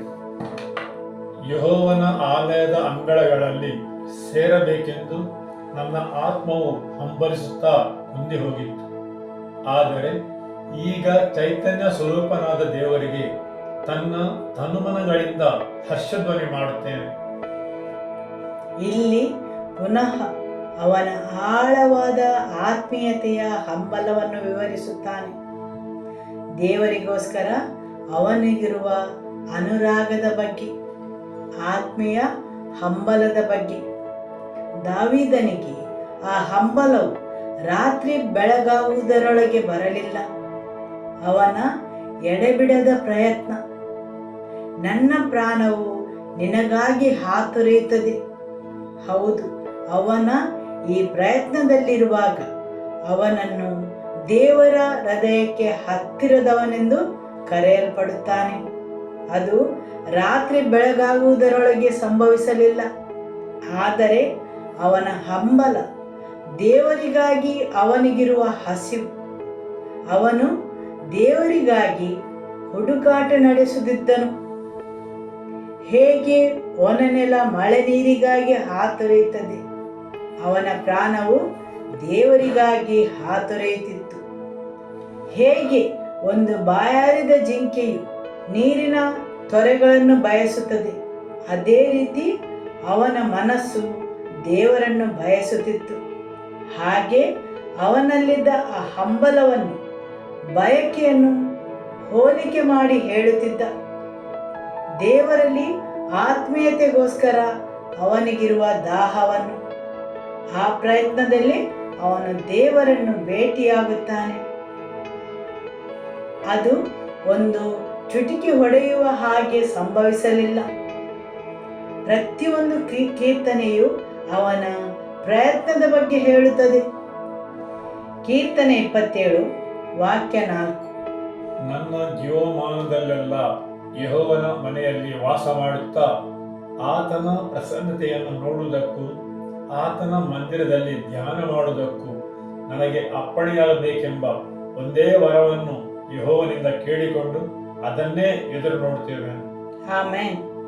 ಇಲ್ಲಿ ದಾವೀದನು ಅವನ ಒಂದು ಬಯಕೆಯ ಬಗ್ಗೆ ಮಾತಾಡುತ್ತಾನೆ. ಯಾರಾದರೂ ನಿಮ್ಮಲ್ಲಿ ನಿಮ್ಮ ಒಂದು ಬಯಕೆ ಏನೆಂದು ಕೇಳಿದರೆ ಯಾವುದದು? ಯಾರಾದರೂ ಒಬ್ಬರು ನಿಮ್ಮಲ್ಲಿ ಕೇಳಬಹುದು, ಹೇಳಿ ನಿಮ್ಮ ಒಂದು ಇಚ್ಛೆಯನ್ನು. ನೀವು ನಿಮ್ಮ ಹೃದಯವನ್ನು ಪರೀಕ್ಷಿಸಿ ಪುಸ್ತಕದಲ್ಲಿ ಬರೆದಿಟ್ಟು ಹೇಳಬಹುದು, ಸರಿಯಲ್ಲವೇ? ಆದರೆ ದಾವೀದನು ಹೇಳುತ್ತಾನೆ, ನನ್ನ ಒಂದು ಇಚ್ಛೆ, ಒಂದು ವಿಷಯ. ನೋಡಿ, ಅವನ ಗಮನ, ಅನುರಾಗ, ಹಸಿವು, ದಾಹ, ಇಚ್ಛೆ ಆ ಒಂದು ವಿಷಯದ ಮೇಲೆ. ಕೀರ್ತನೆ 27 ವಾಕ್ಯ 4. ನನ್ನ ಜೀವಮಾನದಲ್ಲೆಲ್ಲ ಯೆಹೋವನ ಮನೆಯಲ್ಲಿ ವಾಸ ಮಾಡುತ್ತಾ ಆತನ ಪ್ರಸನ್ನತೆಯನ್ನು ನೋಡುವುದಕ್ಕೂ ಆತನ ಮಂದಿರದಲ್ಲಿ ಧ್ಯಾನ ಮಾಡುವುದಕ್ಕೂ ನನಗೆ ಅಪ್ಪಣೆಯಾಗಬೇಕೆಂಬ ಒಂದೇ ವರವನ್ನು ಯೆಹೋವನಿಂದ ಕೇಳಿಕೊಂಡು ಅದನ್ನೇ ಎದುರು ನೋಡ್ತೇವೆ. ಹೌದು, ಏನನ್ನು ಪಡೆದುಕೊಳ್ಳಲು ಅಲ್ಲ, ಬದಲಿಗೆ ಆತನ ಪ್ರಸನ್ನತೆಯನ್ನು ನೋಡುವುದಕ್ಕೆ. ಅವನು ದೇವರ ಮಂದಿರದಲ್ಲಿ ಆಶಿಸುವುದು ಆತನ ಪ್ರಸನ್ನತೆಯನ್ನು ನೋಡುವುದಕ್ಕೆ. Hallelujah, amen. ಯೋಹಾನ ಅಧ್ಯಾಯ 13 ವಾಕ್ಯ 23ರಿಂದ. ಯೇಸು ಈ ಪ್ರಪಂಚದಲ್ಲಿರುವಾಗ ಶಿಷ್ಯರೊಂದಿಗೆ ಆತನಿಗಿರುವ ಆತ್ಮೀಯತೆಯನ್ನು ಪ್ರಕಟಿಸುತ್ತಾನೆ. ಶಿಷ್ಯರೊಳಗೆ ಯೇಸುವಿಗೆ ಪ್ರಿಯನಾಗಿದ್ದ ಒಬ್ಬ ಶಿಷ್ಯನು ಆತನ ಎದೆಗೆ ಒರಗಿಕೊಂಡಿದ್ದನು. ಅವನಿಗೆ ಸಿಮೋನ ಪೇತ್ರನು ಸನ್ನೆ ಮಾಡಿ ಆತನು ಯಾರ ವಿಷಯವಾಗಿ ಮಾತನಾಡಿದನೆಂದು ಕೇಳುವಂದನು. ಆ ಶಿಷ್ಯನು ಹಾಗೆಯೇ ಯೇಸುವಿನ ಎದೆಗೆ ಒರಗಿಕೊಂಡವನಾಗಿ, ಕರ್ತನೇ, ಅವನು ಯಾರು ಎಂದು ಆತನನ್ನು ಕೇಳಿದನು. ಅದಕ್ಕೆ ಯೇಸು, ನಾನು ಈ ರೊಟ್ಟಿಯ ತುಂಡನ್ನು ಅದ್ದಿ ಯಾರಿಗೆ ಕೊಡುತ್ತೇನೋ ಅವನೇ ಎಂದು ಉತ್ತರಿಸಿ, ಆ ರೊಟ್ಟಿಯ ತುಂಡನ್ನು ಅದ್ದಿ ತೆಗೆದು ಸಿಮೋನ್ ಇಸ್ಕರಿಯೋತನ ಮಗನಾದ ಯೂದನಿಗೆ ಕೊಟ್ಟನು.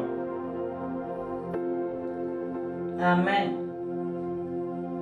ಇಲ್ಲಿ ಒಬ್ಬನು ವಿವರಿಸುತ್ತಾನೆ ಅಥವಾ ತನ್ನ ಆತ್ಮಚರಿತ್ರೆಯನ್ನು ಬರೆಯುತ್ತಾನೆ, ಸರಿಯಲ್ಲವೇ? ಇಲ್ಲಿ ದೇವರ ವಾಕ್ಯ ಹೇಳುವುದಿಲ್ಲ, ಅಲ್ಲಿದ್ದ ಎಲ್ಲರಲ್ಲಿ ಯೇಸು ಇದನ್ನು ಹೇಳಿದನೆಂದು. ಯೇಸು ಹೇಳುವುದು ಯಾರು ಆತನನ್ನು ದ್ರೋಹ ಮಾಡುತ್ತಾನೆ ಅವನ ಬಗ್ಗೆ. ಆತನು ಅಲ್ಲಿದ್ದ ಎಲ್ಲರಲ್ಲೂ ಹೇಳಿದ್ದು, ನಿಮ್ಮಲ್ಲಿ ಒಬ್ಬನು ನನಗೆ ದ್ರೋಹ ಮಾಡುತ್ತಾನೆಂದು. ಇಲ್ಲಿ ದೇವರ ವಾಕ್ಯ ಹೇಳುತ್ತದೆ, ಶಿಷ್ಯರೊಳಗೆ ಯೇಸುವಿಗೆ ಪ್ರಿಯನಾಗಿದ್ದ ಒಬ್ಬ ಶಿಷ್ಯನು ಆತನ ಎದೆಗೆ ಒರಗಿಕೊಂಡಿದ್ದನು. ಅವನಿಗೆ ಸಿಮೋನ ಪೇತ್ರನು ಸನ್ನೆ ಮಾಡಿ ಆತನು ಯಾರ ವಿಷಯವಾಗಿ ಮಾತನಾಡಿದನು ಎಂದು ಕೇಳು ಅಂದನು. ಸರಿಯಲ್ಲವೇ? ದೇವರ ವಾಕ್ಯ ಹಾಗೆಯೇ ಹೇಳುತ್ತದೆ. ಪೇತ್ರನು ಸನ್ನೆ ಮಾಡಿ ಹೇಳುತ್ತಾನೆ, ಆತನಲ್ಲಿ ಕೇಳು, ಆತನಲ್ಲಿ ಕೇಳು ಎಂದು. ಮತ್ತು ಯೋಹಾನನು ಕೇಳಲು ಧೈರ್ಯ ಮಾಡುತ್ತಾನೆ, ಕರ್ತನೇ, ಅವನು ಯಾರು ಎಂದು ಆತನನ್ನು ಕೇಳಿದನು. ಅದಕ್ಕೆ ಯೇಸು, ನಾನು ಈ ರೊಟ್ಟಿಯ ತುಂಡನ್ನು ಅದ್ದಿ ಯಾರಿಗೆ ಕೊಡುತ್ತೇನೋ ಅವನೇ ಎಂದು ಉತ್ತರಿಸಿದನು. ಎಲ್ಲರೂ ಅದನ್ನು ಕೇಳಿದ್ದರೆ ಅವರೆಲ್ಲರಿಗೂ ತಿಳಿಯುತ್ತಿತ್ತು ಅವನ್ಯಾರೆಂದು. ಯೇಸು ಸಾಂಕೇತಿಕವಾಗಿ ಅವನ್ಯಾರೆಂದು ಪ್ರಕಟಿಸಿದನು. ಆ ಸ್ನೇಹದಲ್ಲಿ ಯೇಸು ಅದನ್ನು ಅಡಗಿಸಲಿಲ್ಲ, ಬದಲಿಗೆ ಪ್ರಕಟಿಸಿದನು. ಆಮೆನ್. ಯೆಹೋವನಲ್ಲಿದ್ದ ಆತ್ಮೀಯತೆಗೋಸ್ಕರ ಯೇಸು ತನ್ನನ್ನು ದ್ರೋಹ ಮಾಡುವವನನ್ನು ತಿಳಿಸಿದನು. ಯೇಸುವಿಗೆ ಎತ್ತರದ ಧ್ವನಿಯಲ್ಲಿ ಹೇಳಬಹುದಿತ್ತು. ಮಾತ್ರವಲ್ಲ, ನಾನು ಭಾವಿಸಿದೆ, ಪೇತ್ರನಿಗೆ ಕೇಳಬಹುದಿತ್ತಲ್ಲ, ಅವನ್ಯಾಕೆ ಕೇಳಲಿಲ್ಲ? ಅವನು ಯೇಸುವಿಗೆ ತುಂಬಾ ಆತ್ಮೀಯನಾಗಿದ್ದ, ಆತನ ಎದೆಗೆ ಒರಗಿಕೊಂಡಿದ್ದ ಶಿಷ್ಯನಲ್ಲಿ ಹೇಳುತ್ತಾನೆ, ಯಾರೆಂದು ಕೇಳು. ಯೇಸು ಅವನಿಗೆ ಉತ್ತರಿಸುತ್ತಾನೆ, ಸರಿಯಲ್ಲವೇ? ಯೇಸು ಎತ್ತರದ ಧ್ವನಿಯಲ್ಲಿ ಹೇಳಿದ್ದರೆ ಅಲ್ಲಿದ್ದವರೆಲ್ಲರಿಗೂ ತಿಳಿಯುತ್ತಿತ್ತು ಅವನ್ಯಾರೆಂದು, ಸರಿಯಲ್ಲವೇ? ಅಂತಹ ಆತ್ಮೀಯತೆಯನ್ನು ಯೋಹಾನನು ಯೇಸುವಿನಲ್ಲಿ ಹೊಂದಿದ್ದ. ಅಥವಾ ಯೇಸು ನಮಗೆ ತಿಳಿಸುತ್ತಾನೆ, ಯಾವ ರೀತಿಯಲ್ಲಿ ನೀವು ನನ್ನ ಜೊತೆ ಆತ್ಮೀಯರಾಗಿರಬಹುದೆಂದು. ಆಮೇನ್. ಆ ಥರದ ಆತ್ಮೀಯ ಸಂಬಂಧವನ್ನು ದೇವರು ಮನುಷ್ಯರಿಂದ ಆಶಿಸುತ್ತಾನೆ. ಆತನು ಕೆಲವೊಂದು ಗುಟ್ಟಿನ ವಿಷಯಗಳನ್ನು ಸಹ ಮನುಷ್ಯನಿಗೆ ತನ್ನಲ್ಲಿ ಆತ್ಮೀಯರಾಗಿರುವವರಿಗೆ ಪ್ರಕಟಿಸುತ್ತಾನೆ. ಹೇಗೆ ಒಬ್ಬನು ತನ್ನ ಸ್ನೇಹಿತನಲ್ಲಿ ಈ ವಿಷಯಗಳನ್ನು ಅಡಗಿಸಿಡಲು ಸಾಧ್ಯ? ಆಮೇನ್. ಫಿಲಿಪಿಯರಿಗೆ ಅಧ್ಯಾಯ 3 ವಾಕ್ಯ 8 ಇಲ್ಲಿ ಪೌಲನ ಬಗ್ಗೆ ತಿಳಿಸಿದೆ. ಇಷ್ಟೇ ಅಲ್ಲದೆ ನನ್ನ ಕರ್ತನಾದ ಕ್ರಿಸ್ತ ಯೇಸುವನ್ನು ಅರಿಯುವುದೇ ಅತಿ ಶ್ರೇಷ್ಠವಾದದೆಂದು ತಿಳಿದು ನಾನು ಎಲ್ಲವನ್ನು ನಷ್ಟವೆಂದೆಣಿಸುತ್ತೇನೆ. ಆತನ ನಿಮಿತ್ತ ನಾನು ಎಲ್ಲವನ್ನೂ ಕಳೆದುಕೊಂಡು ಅವುಗಳನ್ನು ಕಸವೆಂದೆಣಿಸುತ್ತೇನೆ. ಆಮೇನ್. ಪೌಲನ ಒಳಗಿದ್ದ ಯೇಸುವಿನ ಬಗ್ಗೆ ಅವನಿಗಿರುವ ಅನುರಾಗ ಮತ್ತು ಹಂಬಲದ ಮುಂದೆ ಅವನು ಸಂಪಾದಿಸಿದೆಲ್ಲವೂ ಕಳೆದುಕೊಂಡು ಅವುಗಳನ್ನು ಕಸವೆಂದೆನಿಸುತ್ತಾನೆ. ಕ್ರಿಸ್ತ ಯೇಸುವಿಗೋಸ್ಕರ ಅವನು ಎಲ್ಲವನ್ನು ಕಸವೆಂದೆನಿಸುತ್ತಾನೆ. ಆಗಿನ ಕಾಲದ ಶ್ರೇಷ್ಠ ಶಿಕ್ಷಕನಾಗಿರುವ ಗಮಾಲಿಯೇಲನ ಬಳಿ ಶಿಕ್ಷಣವನ್ನು ಪಡೆದ, ಕಾನೂನಿನ ವಿಷಯದಲ್ಲಿ ಅತಿ ಬುದ್ಧಿವಂತನೆಂದು ಧಾರ್ಮಿಕ ಮುಖಂಡರಲ್ಲಿ ಒಬ್ಬನಾಗಿದ್ದ ಈ ಪೌಲನು ಹೇಳುತ್ತಾನೆ, ನನ್ನ ಕರ್ತನಾದ ಕ್ರಿಸ್ತ ಯೇಸುವನ್ನು ಅರಿಯುವುದೇ ಅತಿ ಶ್ರೇಷ್ಠವಾದದೆಂದು ತಿಳಿದು ಎಲ್ಲವನ್ನು ನಷ್ಟವೆಂದೆನಿಸುತ್ತೇನೆ. ಅವನು ಹೇಳುತ್ತಾನೆ, ಯೇಸುವಿನ ಜೊತೆಗಿನ ಆತ್ಮೀಯ ಸಂಬಂಧವು ಬೇರೆ ಎಲ್ಲ ವಿಷಯಗಳಿಗಿಂತ ಅತಿ ಅಮೂಲ್ಯವಾದದೆಂದು, ಬೇರೆಲ್ಲವೂ ಕಸವೆಂದೆನಿಸುತ್ತೇನೆ. ಮನುಷ್ಯರು ಶ್ರೇಷ್ಠವೆಂದು ಭಾವಿಸಿದ್ದನ್ನು ನಾನು ಕಸವೆಂದೆನಿಸುತ್ತೇನೆ. ಯಾಕೆಂದರೆ ನಾನು ಆತನನ್ನು ಸಂಪಾದಿಸಬೇಕೆಂದು, ಇನ್ನೂ ಹೆಚ್ಚಾಗಿ ಅರಿಯಬೇಕೆಂದು. ಆ ಆತ್ಮೀಯ ಸಂಬಂಧಗೋಸ್ಕರ ಬೇರೆಲ್ಲವೂ ಒಂದು ನಷ್ಟವೆಂದೆನಿಸುತ್ತೇನೆ. ಮನುಷ್ಯನು ಹುಡುಕಿಕೊಂಡು ಹೋಗುವ ಬೇರೆಲ್ಲ ವಿಷಯಗಳು ನನಗೆ ಒಂದು ಕಸವಾಗಿದೆ. ಆಮೇನ್. ಮುಂದುವರಿಸಿ ಹೇಳುತ್ತದೆ ಫಿಲಿಪಿಯರಿಗೆ ಅಧ್ಯಾಯ 3 ವಾಕ್ಯ 9 ಇದರಲ್ಲಿ ನನ್ನ ಉದ್ದೇಶವೇನೆಂದರೆ ನಾನು ಕ್ರಿಸ್ತನನ್ನು ಸಂಪಾದಿಸಿಕೊಂಡು ಧರ್ಮಶಾಸ್ತ್ರದ ಫಲವಾಗಿರುವ ಸ್ವನೀತಿಯನ್ನಲ್ಲ, ಕ್ರಿಸ್ತನನ್ನು ನಂಬುವುದರಿಂದ ದೊರಕುವಂತ, ಅಂದರೆ ಕ್ರಿಸ್ತನ ಮೇಲಣ ನಂಬಿಕೆ ಆಧಾರದಿಂದ ದೇವರು ಕೊಡುವಂತ ನೀತಿಯನ್ನೇ ಹೊಂದಿ ಕ್ರಿಸ್ತನಲ್ಲಿರುವವನಾಗಿರಬೇಕೆಂಬುದೇ. ಹೌದು, ಅವನು ಹೇಳುತ್ತಾನೆ, ನಾನು ಕ್ರಿಸ್ತನನ್ನು ಸಂಪಾದಿಸಿಕೊಳ್ಳಬೇಕೆಂದು. ಆತನ ಬಯಕೆ ಇಚ್ಛೆ ಏನೆಂದರೆ ಕ್ರಿಸ್ತನನ್ನು ಸಂಪಾದಿಸಿಕೊಳ್ಳಬೇಕೆಂದು. ತನ್ನದೇ ಸ್ವನೀತಿಯಲ್ಲ, ಆದರೆ ಕ್ರಿಸ್ತನಲ್ಲಿರುವವನಾಗಿರಬೇಕೆಂದು. ಆಮೇನ್. 10ನೇ ವಾಕ್ಯ ಹೇಳುತ್ತದೆ, ಆತನನ್ನು, ಆತನ ಪುನರುತ್ಥಾನದಲ್ಲಿರುವ ಶಕ್ತಿಯನ್ನು, ಆತನ ಬಾಧೆಗಳಲ್ಲಿ ಪಾಲುಗಾರನಾಗಿರುವ ಪದವಿಯನ್ನು ತಿಳಿದುಕೊಂಡು ಆತನ ಮರಣದ ವಿಷಯದಲ್ಲಿ ಆತನಂತೆ ರೂಪಾಂತರಗೊಳ್ಳಬೇಕೆಂಬುದೇ ನನ್ನ ಬಯಕೆಯಾಗಿದೆ. ಆತನನ್ನು ತಿಳಿದುಕೊಳ್ಳಬೇಕೆಂಬುದು ಅವನ ಪೂರ್ಣ ಬಯಕೆ ಏನೆಂದರೆ ದೇವರನ್ನು, ಯೇಸುವನ್ನು ಅರಿತುಕೊಳ್ಳುವುದು, ಆತನ ಜೊತೆ ಆತ್ಮಿಕ ಸಂಬಂಧವನ್ನು ಬೆಳೆಸುವುದು. ದೇವರ ವಾಕ್ಯದಲ್ಲಿ ನಾವು ಎಲ್ಲಿಯೂ ನೋಡುವುದಿಲ್ಲ ದೇವದೂತರು ಹೇಳುವುದನ್ನು, ಓ ನಾನು ದೇವರ ಪ್ರಸನ್ನತೆಯಲ್ಲಿರಬೇಕೆಂದು ಬಯಸುತ್ತೇನೆಂದು, ಸರಿಯಲ್ಲವೇ? ಆದರೆ ಮನುಷ್ಯನನ್ನು ಮಾತ್ರ ಅಂತಹ ಸಾಮರ್ಥ್ಯದಿಂದ ಸೃಷ್ಟಿಸಿದ್ದಾನೆ. ಪ್ರಾಣವನ್ನು ಹೊಂದಿ ಭಾವನೆಗಳ ಸ್ಥಾನವನ್ನು ಹೊಂದಿ ದೇವದೂತರ ಆತ್ಮವಾಗಿದ್ದಾರೆ. ಅವರಲ್ಲಿ ಭಾವನೆಗಳಿಲ್ಲ, ಸರಿಯಲ್ಲವೇ? ದೇವದೂತರಲ್ಲಿ ಭಾವನೆಗಳಿಲ್ಲ, ಅವರು ಸೇವೆ ಮಾಡುವ ದೂತರು ಮಾತ್ರ. ಮನುಷ್ಯರನ್ನು ಮಾತ್ರ ಭಾವನೆಗಳೊಂದಿಗೆ ಸೃಷ್ಟಿಸಿದ್ದಾನೆ, ದೇವರ ಸ್ವರೂಪದಲ್ಲಿ. Amen, hallelujah. ಆದುದರಿಂದ ಮನುಷ್ಯರಿಗೆ ಮಾತ್ರ ದೇವರ ಜೊತೆ ಆತ್ಮೀಯ ಸಂಬಂಧವನ್ನು ಬೆಳೆಸಲು ಸೃಷ್ಟಿಸಿದ್ದಾನೆ. ಧರ್ಮೋಪದೇಶ ಕಾಂಡ ಅಧ್ಯಾಯ 23 ವಾಕ್ಯ 12. ಪಾಳೆಯದ ಹೊರಗೆ ಪಾಯಖಾನೆಗಾಗಿ ಒಂದು ಸ್ಥಳವನ್ನು ಗೊತ್ತು ಮಾಡಬೇಕು. ಯುದ್ಧದ ಸಾಮಾನುಗಳಲ್ಲದೆ ನಿಮ್ಮ ಬಳಿಯಲ್ಲಿ ಸಲಿಕೆ ಇರಬೇಕು. ನೀವು ಬಯಭೂಮಿಗೆ ಹೋದಾಗ ಆ ಸಲಿಕೆಯಿಂದ ಅಗೆದು ಕಲ್ಮಶವನ್ನು ಮುಚ್ಚಿಡಬೇಕು. ನಿಮ್ಮ ದೇವರಾದ ಯೆಹೋವನು ನಿಮ್ಮನ್ನು ಕಾಪಾಡುವುದಕ್ಕೂ ಶತ್ರುಗಳನ್ನು ನಿಮ್ಮ ಕೈವಶ ಮಾಡುವುದಕ್ಕೂ ನಿಮ್ಮ ಪಾಳೆಯದೊಳಗೆ ಸಂಚಾರ ಮಾಡುತ್ತಾನಲ್ಲ. ಆದುದರಿಂದ ಪಾಳೆಯವು ನಿರ್ಮಲವಾಗಿರಬೇಕು. ನಿಮ್ಮಲ್ಲಿ ಅಶುದ್ಧವೇನಾದರೂ ಕಂಡು ಬಂದರೆ ಆತನು ನಿಮ್ಮನ್ನು ಬಿಟ್ಟು ಹೋದನು. ಇಲ್ಲಿ ದೇವರು ಇಸ್ರೇಲಿನ ಮಕ್ಕಳಿಗೆ ಹೇಳುತ್ತಾನೆ, ನಿಮ್ಮ ಕಲ್ಮಶವನ್ನು ಹೇಗೆ ಮುಚ್ಚಿಡಬೇಕೆಂದು. ಪಾಳೆಯದ ಒಳಗೆ ಎಲ್ಲೂ ನೋಡಲು ಸಿಗಬಾರದು. ಒಂದು ವೇಳೆ ಪಾಳೆಯದ ಒಳಗಿದ್ದರೆ ದೇವರು ಅಲ್ಲಿ ಸಂಚಾರ ಮಾಡಲು ಹಾದು ಹೋಗಲು ಸಾಧ್ಯವಿಲ್ಲ. ಅದು ಆತನಿಗೆ ಅಶುದ್ಧವಾದ ವಿಷಯ. ಆದುದರಿಂದ ಪಾಳೆಯದ ಹೊರಗೆ ಹೋಗಬೇಕು. ದೇವರು ಇಸ್ರೇಲರಿಗೆ ಹೇಳುತ್ತಾರೆ, ಪಾಳೆಯದ ಹೊರಗೆ ಸ್ಥಳವನ್ನು ಗೊತ್ತು ಮಾಡಬೇಕು. ಮಾತ್ರವಲ್ಲ, ಪಾಳೆಯದ ಹೊರಗೂ ಅದನ್ನು ಮುಚ್ಚಿಡಬೇಕು. ಯಾಕೆಂದರೆ ನಿಮ್ಮ ದೇವರಾದ ಯೆಹೋವನು ನಿಮ್ಮನ್ನು ಕಾಪಾಡುವುದಕ್ಕೂ ಶತ್ರುಗಳನ್ನು ನಿಮ್ಮ ಕೈವಶ ಮಾಡುವುದಕ್ಕೂ ನಿಮ್ಮ ಪಾಳೆಯದೊಳಗೆ ಸಂಚಾರ ಮಾಡುತ್ತಾನಲ್ಲ. ಆದುದರಿಂದ ಪಾಳೆಯವು ನಿರ್ಮಲವಾಗಿರಬೇಕು. ನಿಮ್ಮಲ್ಲಿ ಅಶುದ್ಧವೇನಾದರೂ ಕಂಡು ಬಂದರೆ ಆತನು ನಿಮ್ಮನ್ನು ಬಿಟ್ಟು ಹೋದಾನು. ಆ ಬಂಡಾಯ ಏಳುವ, ತಿರುಗಿ ಬೀಳುವ ಇಸ್ರೇಲರ ನಡುವೆ ಸಹ ದೇವರು ಇರಲು ಬಯಸುತ್ತಿದ್ದರು, ಸರಿಯಲ್ಲವೇ? ಆತನು ಅವರ ಜೊತೆ ಇರಲು ಬಯಸುತ್ತಿದ್ದ.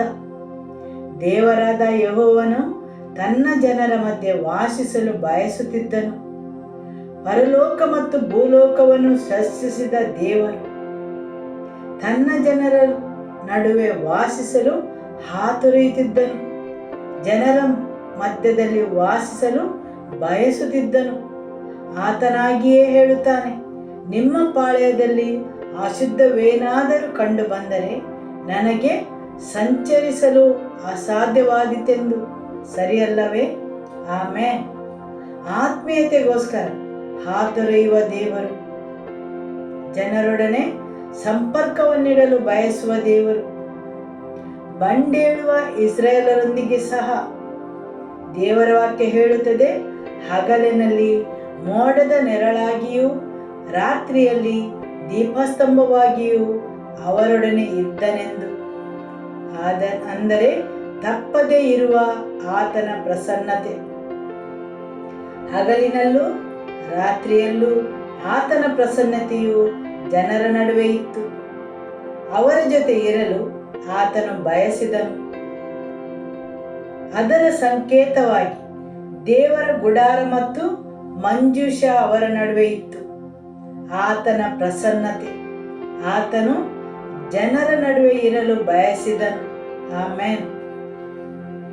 ದೇವರ ಗುಡಾರ ಮತ್ತು ಮಂಜೂಷವನ್ನು ಹೇಗೆ ಕಟ್ಟಬೇಕೆಂದು ಆತನು ತಿಳಿಸಿಕೊಟ್ಟನು. ಯಾಕೆಂದರೆ ಆತನು ಜನರ ಜೊತೆ ವಾಸಿಸಲು.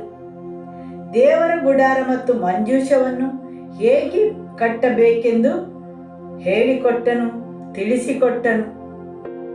ಜನರ ನಡುವೆ ವಾಸಿಸಲು ಹಾತೊರೆಯುವ ದೇವರು, ಮನುಷ್ಯರಲ್ಲಿ ಆತ್ಮೀಯರಾಗಿರಲು ಹಾತೊರೆಯುವ ದೇವರು.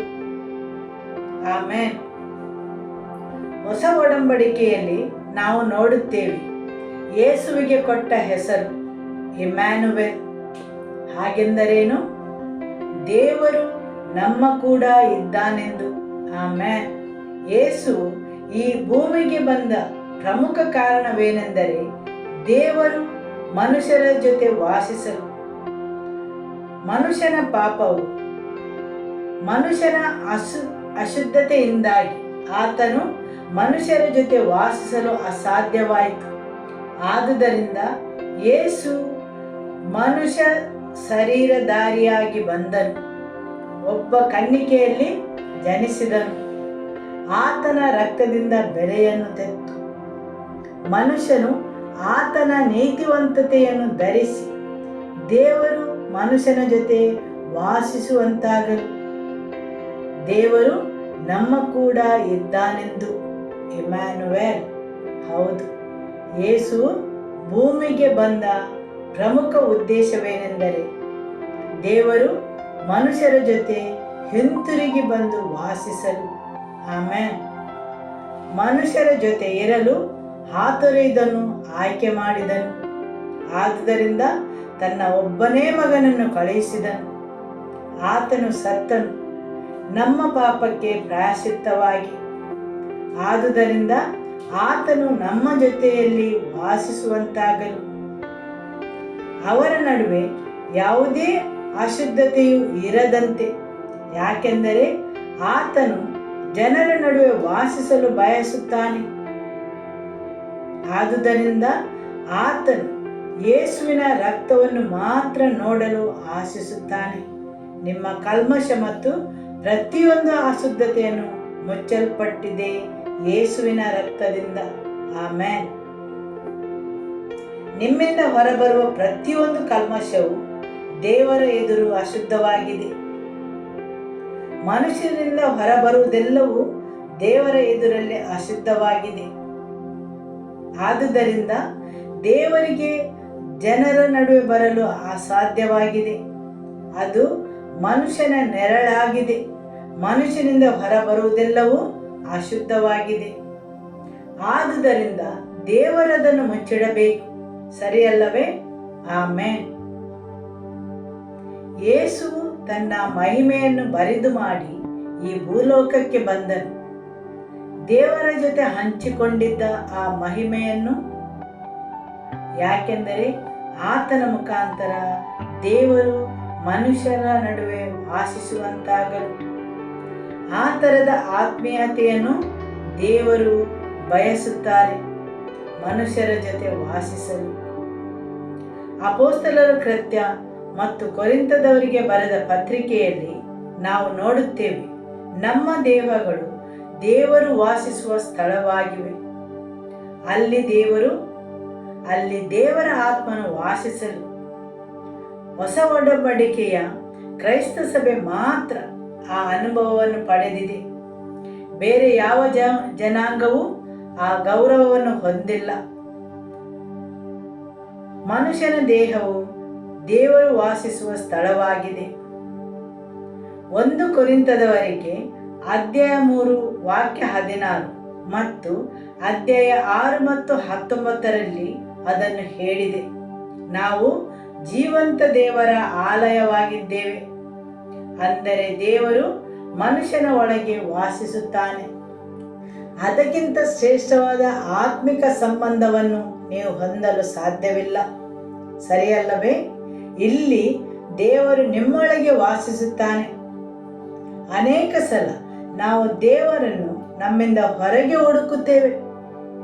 ಅನೇಕ ಸಲ ಆತನು ನಮಗೆ ಬಹು ದೂರದಲ್ಲಿದ್ದಾನೆಂದು ಭಾವಿಸುತ್ತೇವೆ, ಯಾಕೆಂದರೆ ನಾವು ಆತನನ್ನು ನಮ್ಮಿಂದ ಹೊರಗೆ ಹುಡುಕುತ್ತೇವೆ. ದೇವರ ವಾಕ್ಯ ಹೇಳುತ್ತದೆ, ಆತನು ನಮ್ಮೊಳಗೆ ವಾಸಿಸುತ್ತಾನೆಂದು, ಸರಿಯಲ್ಲವೇ? ಆತನು ನಿಮ್ಮೊಳಗೆ ಇದ್ದಾನೆ, ನಿಮ್ಮೊಳಗೆ ವಾಸಿಸುತ್ತಾನೆ. ನೀವು ಆತನ ವಾಸಿಸುವ ಸ್ಥಳ. ನೀವು ಆತನ ಮಹಿಮೆಯನ್ನು ಈ ಭೂಲೋಕದಲ್ಲಿ ಹೊತ್ತುಕೊಂಡು ಹೋಗುವವರು. ನೀವು ಈ ಭೂಲೋಕದಲ್ಲಿ ಆತನ ವಾಸಿಸುವ ಸ್ಥಳವಾಗಿದ್ದೀರಿ. ಆಮೇನ್. ಜನರು ದೇವರನ್ನು ಹುಡುಕುತ್ತಾರೆ. ಈ ಪ್ರಪಂಚದ ಕೆಲಸ ಕಾರ್ಯಗಳಲ್ಲಿ ತಮ್ಮನ್ನೇ ಕಳೆದುಕೊಂಡು ಅಕಸ್ಮಾತ್ತಾಗಿ ಒಂದು ದಿನ ಆ ದೇವರನ್ನು ಹುಡುಕುತ್ತಾರೆ. ಆತನ ಅನುಭವವನ್ನು ಪಡೆಯಲು ಆಶಿಸುತ್ತಾರೆ. ಮತ್ತು ಅಂಥ ಅನುಭವವು ಸಿಗದಾಗ ಅವರು ಭಾವಿಸುತ್ತಾರೆ ದೇವರು ಅವರೊಂದಿಗೆ ಇಲ್ಲವೆಂದು. ಆದರೆ ದೇವರ ವಾಕ್ಯ ಹೇಳುತ್ತದೆ, ಆತನು ನಿಮ್ಮಲ್ಲಿದ್ದಾನೆಂದು. ನೀವು ಆತನ ವಾಸಿಸುವ ಸ್ಥಳ, ಸರಿಯಲ್ಲವೇ? ಆಮೇನ್. ಆದುದರಿಂದ ಉದ್ದೇಶಭರಿತರಾಗಿ ಆತನನ್ನು ಹುಡುಕಿರಿ. ಒಂದು ಮಗು ತನ್ನ ತಂದೆಯ ಸಾಮೀಪ್ಯವನ್ನು ಬಯಸುವ ಹಾಗೆ ಆತನ ಬಳಿ ಸಾರಿರಿ. ಎಲ್ಲ ಅಡೆತಡೆಗಳನ್ನು ಕಳಚಿರಿ. ಆತ್ಮೀಯತೆ ಬರುವುದು ದೇವರ ವಾಕ್ಯದ ಪ್ರಕಟಣೆಯಿಂದಾಗಿ, ದೇವರ ವಾಕ್ಯದ ತಿಳುವಳಿಕೆಯಿಂದಾಗಿ. ಆತನ ಉದ್ದೇಶವೇನೆಂದು ತಿಳಿದು ಹಾಗೂ ವಿಶ್ವಾಸದಿಂದಲೂ ಆತ್ಮೀಯತೆ ಬೆಳೆಯುತ್ತದೆ. ಪವಿತ್ರೀಕರಿಸುವುದರಿಂದ ಆತ್ಮೀಯತೆ ಬೆಳೆಯುತ್ತದೆ. ಇಸ್ರಾಯೇಲರು ತಮ್ಮನ್ನೇ ಶುದ್ಧೀಕರಿಸಬೇಕಿತ್ತು. ಆತ್ಮೀಯತೆ ಬರುವುದು ದೇವರ ಉದ್ದೇಶದ ಪ್ರಕಟಣೆಯಿಂದಾಗಿ, ನಿಮ್ಮ ಸಂಬಂಧದಿಂದಾಗಿ. ಆತನಿಂದ ನೀವೇನು ಬಯಸುತ್ತೀರಿ? ಒಬ್ಬ ಪತ್ನಿಗೆ ತನ್ನ ಪತಿಯಲ್ಲಿರುವ ಸ್ವಾತಂತ್ರ್ಯದಂತೆ ದೇವರ ವಾಕ್ಯ ಹೇಳುತ್ತದೆ, ಅಂಥ ಆತ್ಮೀಯತೆಯನ್ನು ನೀವು ಯೇಸುವಿನಲ್ಲಿ ಹೊಂದಬಹುದೆಂದು. ನಾನು ಹೇಳುವುದು ಒಂದು ಒಳ್ಳೆಯ ಮದುವೆ ಜೀವನದ ಬಗ್ಗೆ. ಅದೇ ಸ್ವಾತಂತ್ರ್ಯವನ್ನು ನೀವು ಯೇಸುವಿನಲ್ಲಿ ಹೊಂದಬಹುದು. ಆಮೇಲೆ ಆತ್ಮೀಯತೆಯು ಪವಿತ್ರೀಕರಿಸುವುದರಿಂದಲೂ ಬರುತ್ತದೆ. ಪ್ರಾಪಂಚಿಕವಾದ ವಿಷಯಗಳಿಂದ, ವಸ್ತುಗಳಿಂದ ನೀವು ಬೇರ್ಪಡಬೇಕು. ಅಡೆತಡೆಗಳನ್ನು ಕಳಚಿಕೊಳ್ಳುವುದು, ಅವುಗಳಿಂದ ಬರುವ ತೊಂದರೆಗಳನ್ನು, ದೇವರ ಜೊತೆಗಿನ ಆತ್ಮೀಯತೆಗೆ ಬರುವ ಅಡಚಣೆಗಳನ್ನು ತಪ್ಪಿಸಲು. ಕೆಲವು ದಿನಗಳ ಹಿಂದೆ ಪರಮಗೀತೆಯ ಪುಸ್ತಕದಲ್ಲಿ ನೋಡಿದೆವು. ಆಕೆಯ ಎನೆಯನು ಬಂದು ಬಾಗಿಲಿನ ಹಿಡಿತವನ್ನು ಹಿಡಿದು ಬಾಗಿಲನ್ನು ಬಡಿದರೂ ಆಕೆಯು ಬಾಗಿಲನ್ನು ತೆರೆಯಲು ಆಕೆಯದೇ ಆದ ನೆವನಗಳನ್ನು ನೀಡುತ್ತಾಳೆ. ಆಕೆಯ ವೈಯಕ್ತಿಕವಾದ ಆರಾಮ, ಆಕೆಯದೇ ಬಯಕೆಗಳು, ಹೌದು, ಅವುಗಳ ದೆಸೆಯಿಂದ ಹೇಗೆ ದೇವರಿಗೆ ಬಾಗಿಲನ್ನು ತೆರೆಯಲು ನಿರಾಕರಿಸುತ್ತಾಳೆ. ಹೌದು, ಅಡಚಣೆಗಳನ್ನು ಕಳಚುವುದು ಮುಖ್ಯವಾಗಿದೆ. ಹಲ್ಲೆಲೂಯ. ಉದ್ದೇಶಪೂರಿತವಾದ ಸಮಯ, ಪ್ರಾರ್ಥನೆ, ಆತನ ವಾಕ್ಯದ ಮುಖಾಂತರ ಪ್ರಕಟಣೆಯನ್ನು ಪಡೆಯುವುದು, ಆತನ ಮುಖವನ್ನು ಹುಡುಕುವುದು. ಆಮೆನ್. ಹಲ್ಲೆಲೂಯ. ಯೇಸುವೇ ಸ್ತೋತ್ರ. ಯಾರೆಲ್ಲ ನಿಮ್ಮ ಜೀವನವನ್ನು ಯೇಸುವಿಗೆ ಸಮರ್ಪಿಸಲು ಆಶಿಸುತ್ತೀರಿ ಅವರು ನನ್ನ ಜೊತೆ ಈ ಪ್ರಾರ್ಥನೆಯನ್ನು ಮಾಡಿರಿ. ಯೇಸುವೇ, ನಾನು ನನ್ನ ಜೀವನವನ್ನು ನಿನಗೆ ಸಮರ್ಪಿಸುತ್ತೇನೆ. ನಾನು ಒಬ್ಬ ಪಾಪಿ ಎಂದು ಅರಿತುಕೊಳ್ಳುತ್ತೇನೆ. ನೀನು ನನಗಾಗಿ ಶಿಲುಬೆಯಲ್ಲಿ ನನ್ನ ಪಾಪಗೋಸ್ಕರ ಮರಣ ಹೊಂದಿದ್ದಕ್ಕೆ ನಿನಗೆ ಸ್ತೋತ್ರವನ್ನು ಸಲ್ಲಿಸುತ್ತೇನೆ. ನಿನ್ನ ರಕ್ತದಲ್ಲಿ ನನ್ನ ಪಾಪಗಳಿಗೆ ಕ್ಷಮೆ ಉಂಟು. ನೀನು ನನ್ನ ಪಾಪಗೋಸ್ಕರ ಶಿಲುಬೆಯ ಮರಣವನ್ನು ಹೊಂದಿದ್ದಿ ಎಂದು ನಾನು ನಂಬುತ್ತೇನೆ. ನಿನ್ನ ರಕ್ತದಿಂದ ನನ್ನನ್ನು ಶುದ್ಧೀಕರಿಸಿ ನನ್ನ ಪಾಪಗಳನ್ನು ಕ್ಷಮಿಸಿರಿ. ನಾನು ಪಾಪವನ್ನು, ಲೋಕವನ್ನು, ಸೈತಾನನನ್ನು ತಿರಸ್ಕರಿಸುತ್ತೇನೆ ಯೇಸುವಿನ ನಾಮದಲ್ಲಿ. ಯೇಸುವೇ, ನನ್ನಲ್ಲಿ ಬನ್ನಿರಿ. ನನ್ನಲ್ಲಿ ನೀವು ಬರಲು ಅಡ್ಡಿ ಮಾಡುವ ಎಲ್ಲ ನನ್ನ ಪಾಪಗಳಿಂದ, ನನ್ನ ವಂಶಾವಳಿಯಿಂದ, ನನ್ನ ಪೂರ್ವಜರಿಂದ, ನನ್ನ ಮೇಲೆ ಅವುಗಳಿಗೆ ಇರುವ ಅಧಿಕಾರದಿಂದ ನನಗೆ ಬಿಡುಗಡೆಯನ್ನು ನೀಡಿರಿ. ನನ್ನ ಪಾಪಗಳನ್ನು ನಿಮ್ಮ ರಕ್ತದಿಂದ ಕ್ಷಮಿಸಿರಿ.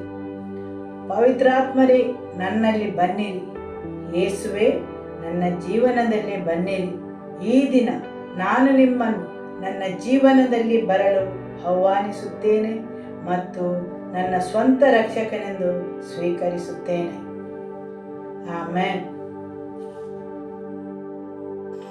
Hallelujah. every life in this place, Lord. We bring them under your blood and lordship, Lord. We cancel every claims and every works of the enemy against the lives of your people, Lord, against their advancement, Lord. Oh, every kind of deceptions, Lord, every lies be uprooted by the truth of your word, Lord. Let their hearts and their minds to be freed in the name of Jesus. Every life we cover it by your blood, Lord. Continue to build them up for your glory, Lord. In your hands I entrust them, and I bless them in the name of the Father. I bless them in the name of the Lord Jesus, and I bless them in the name of the Holy Spirit.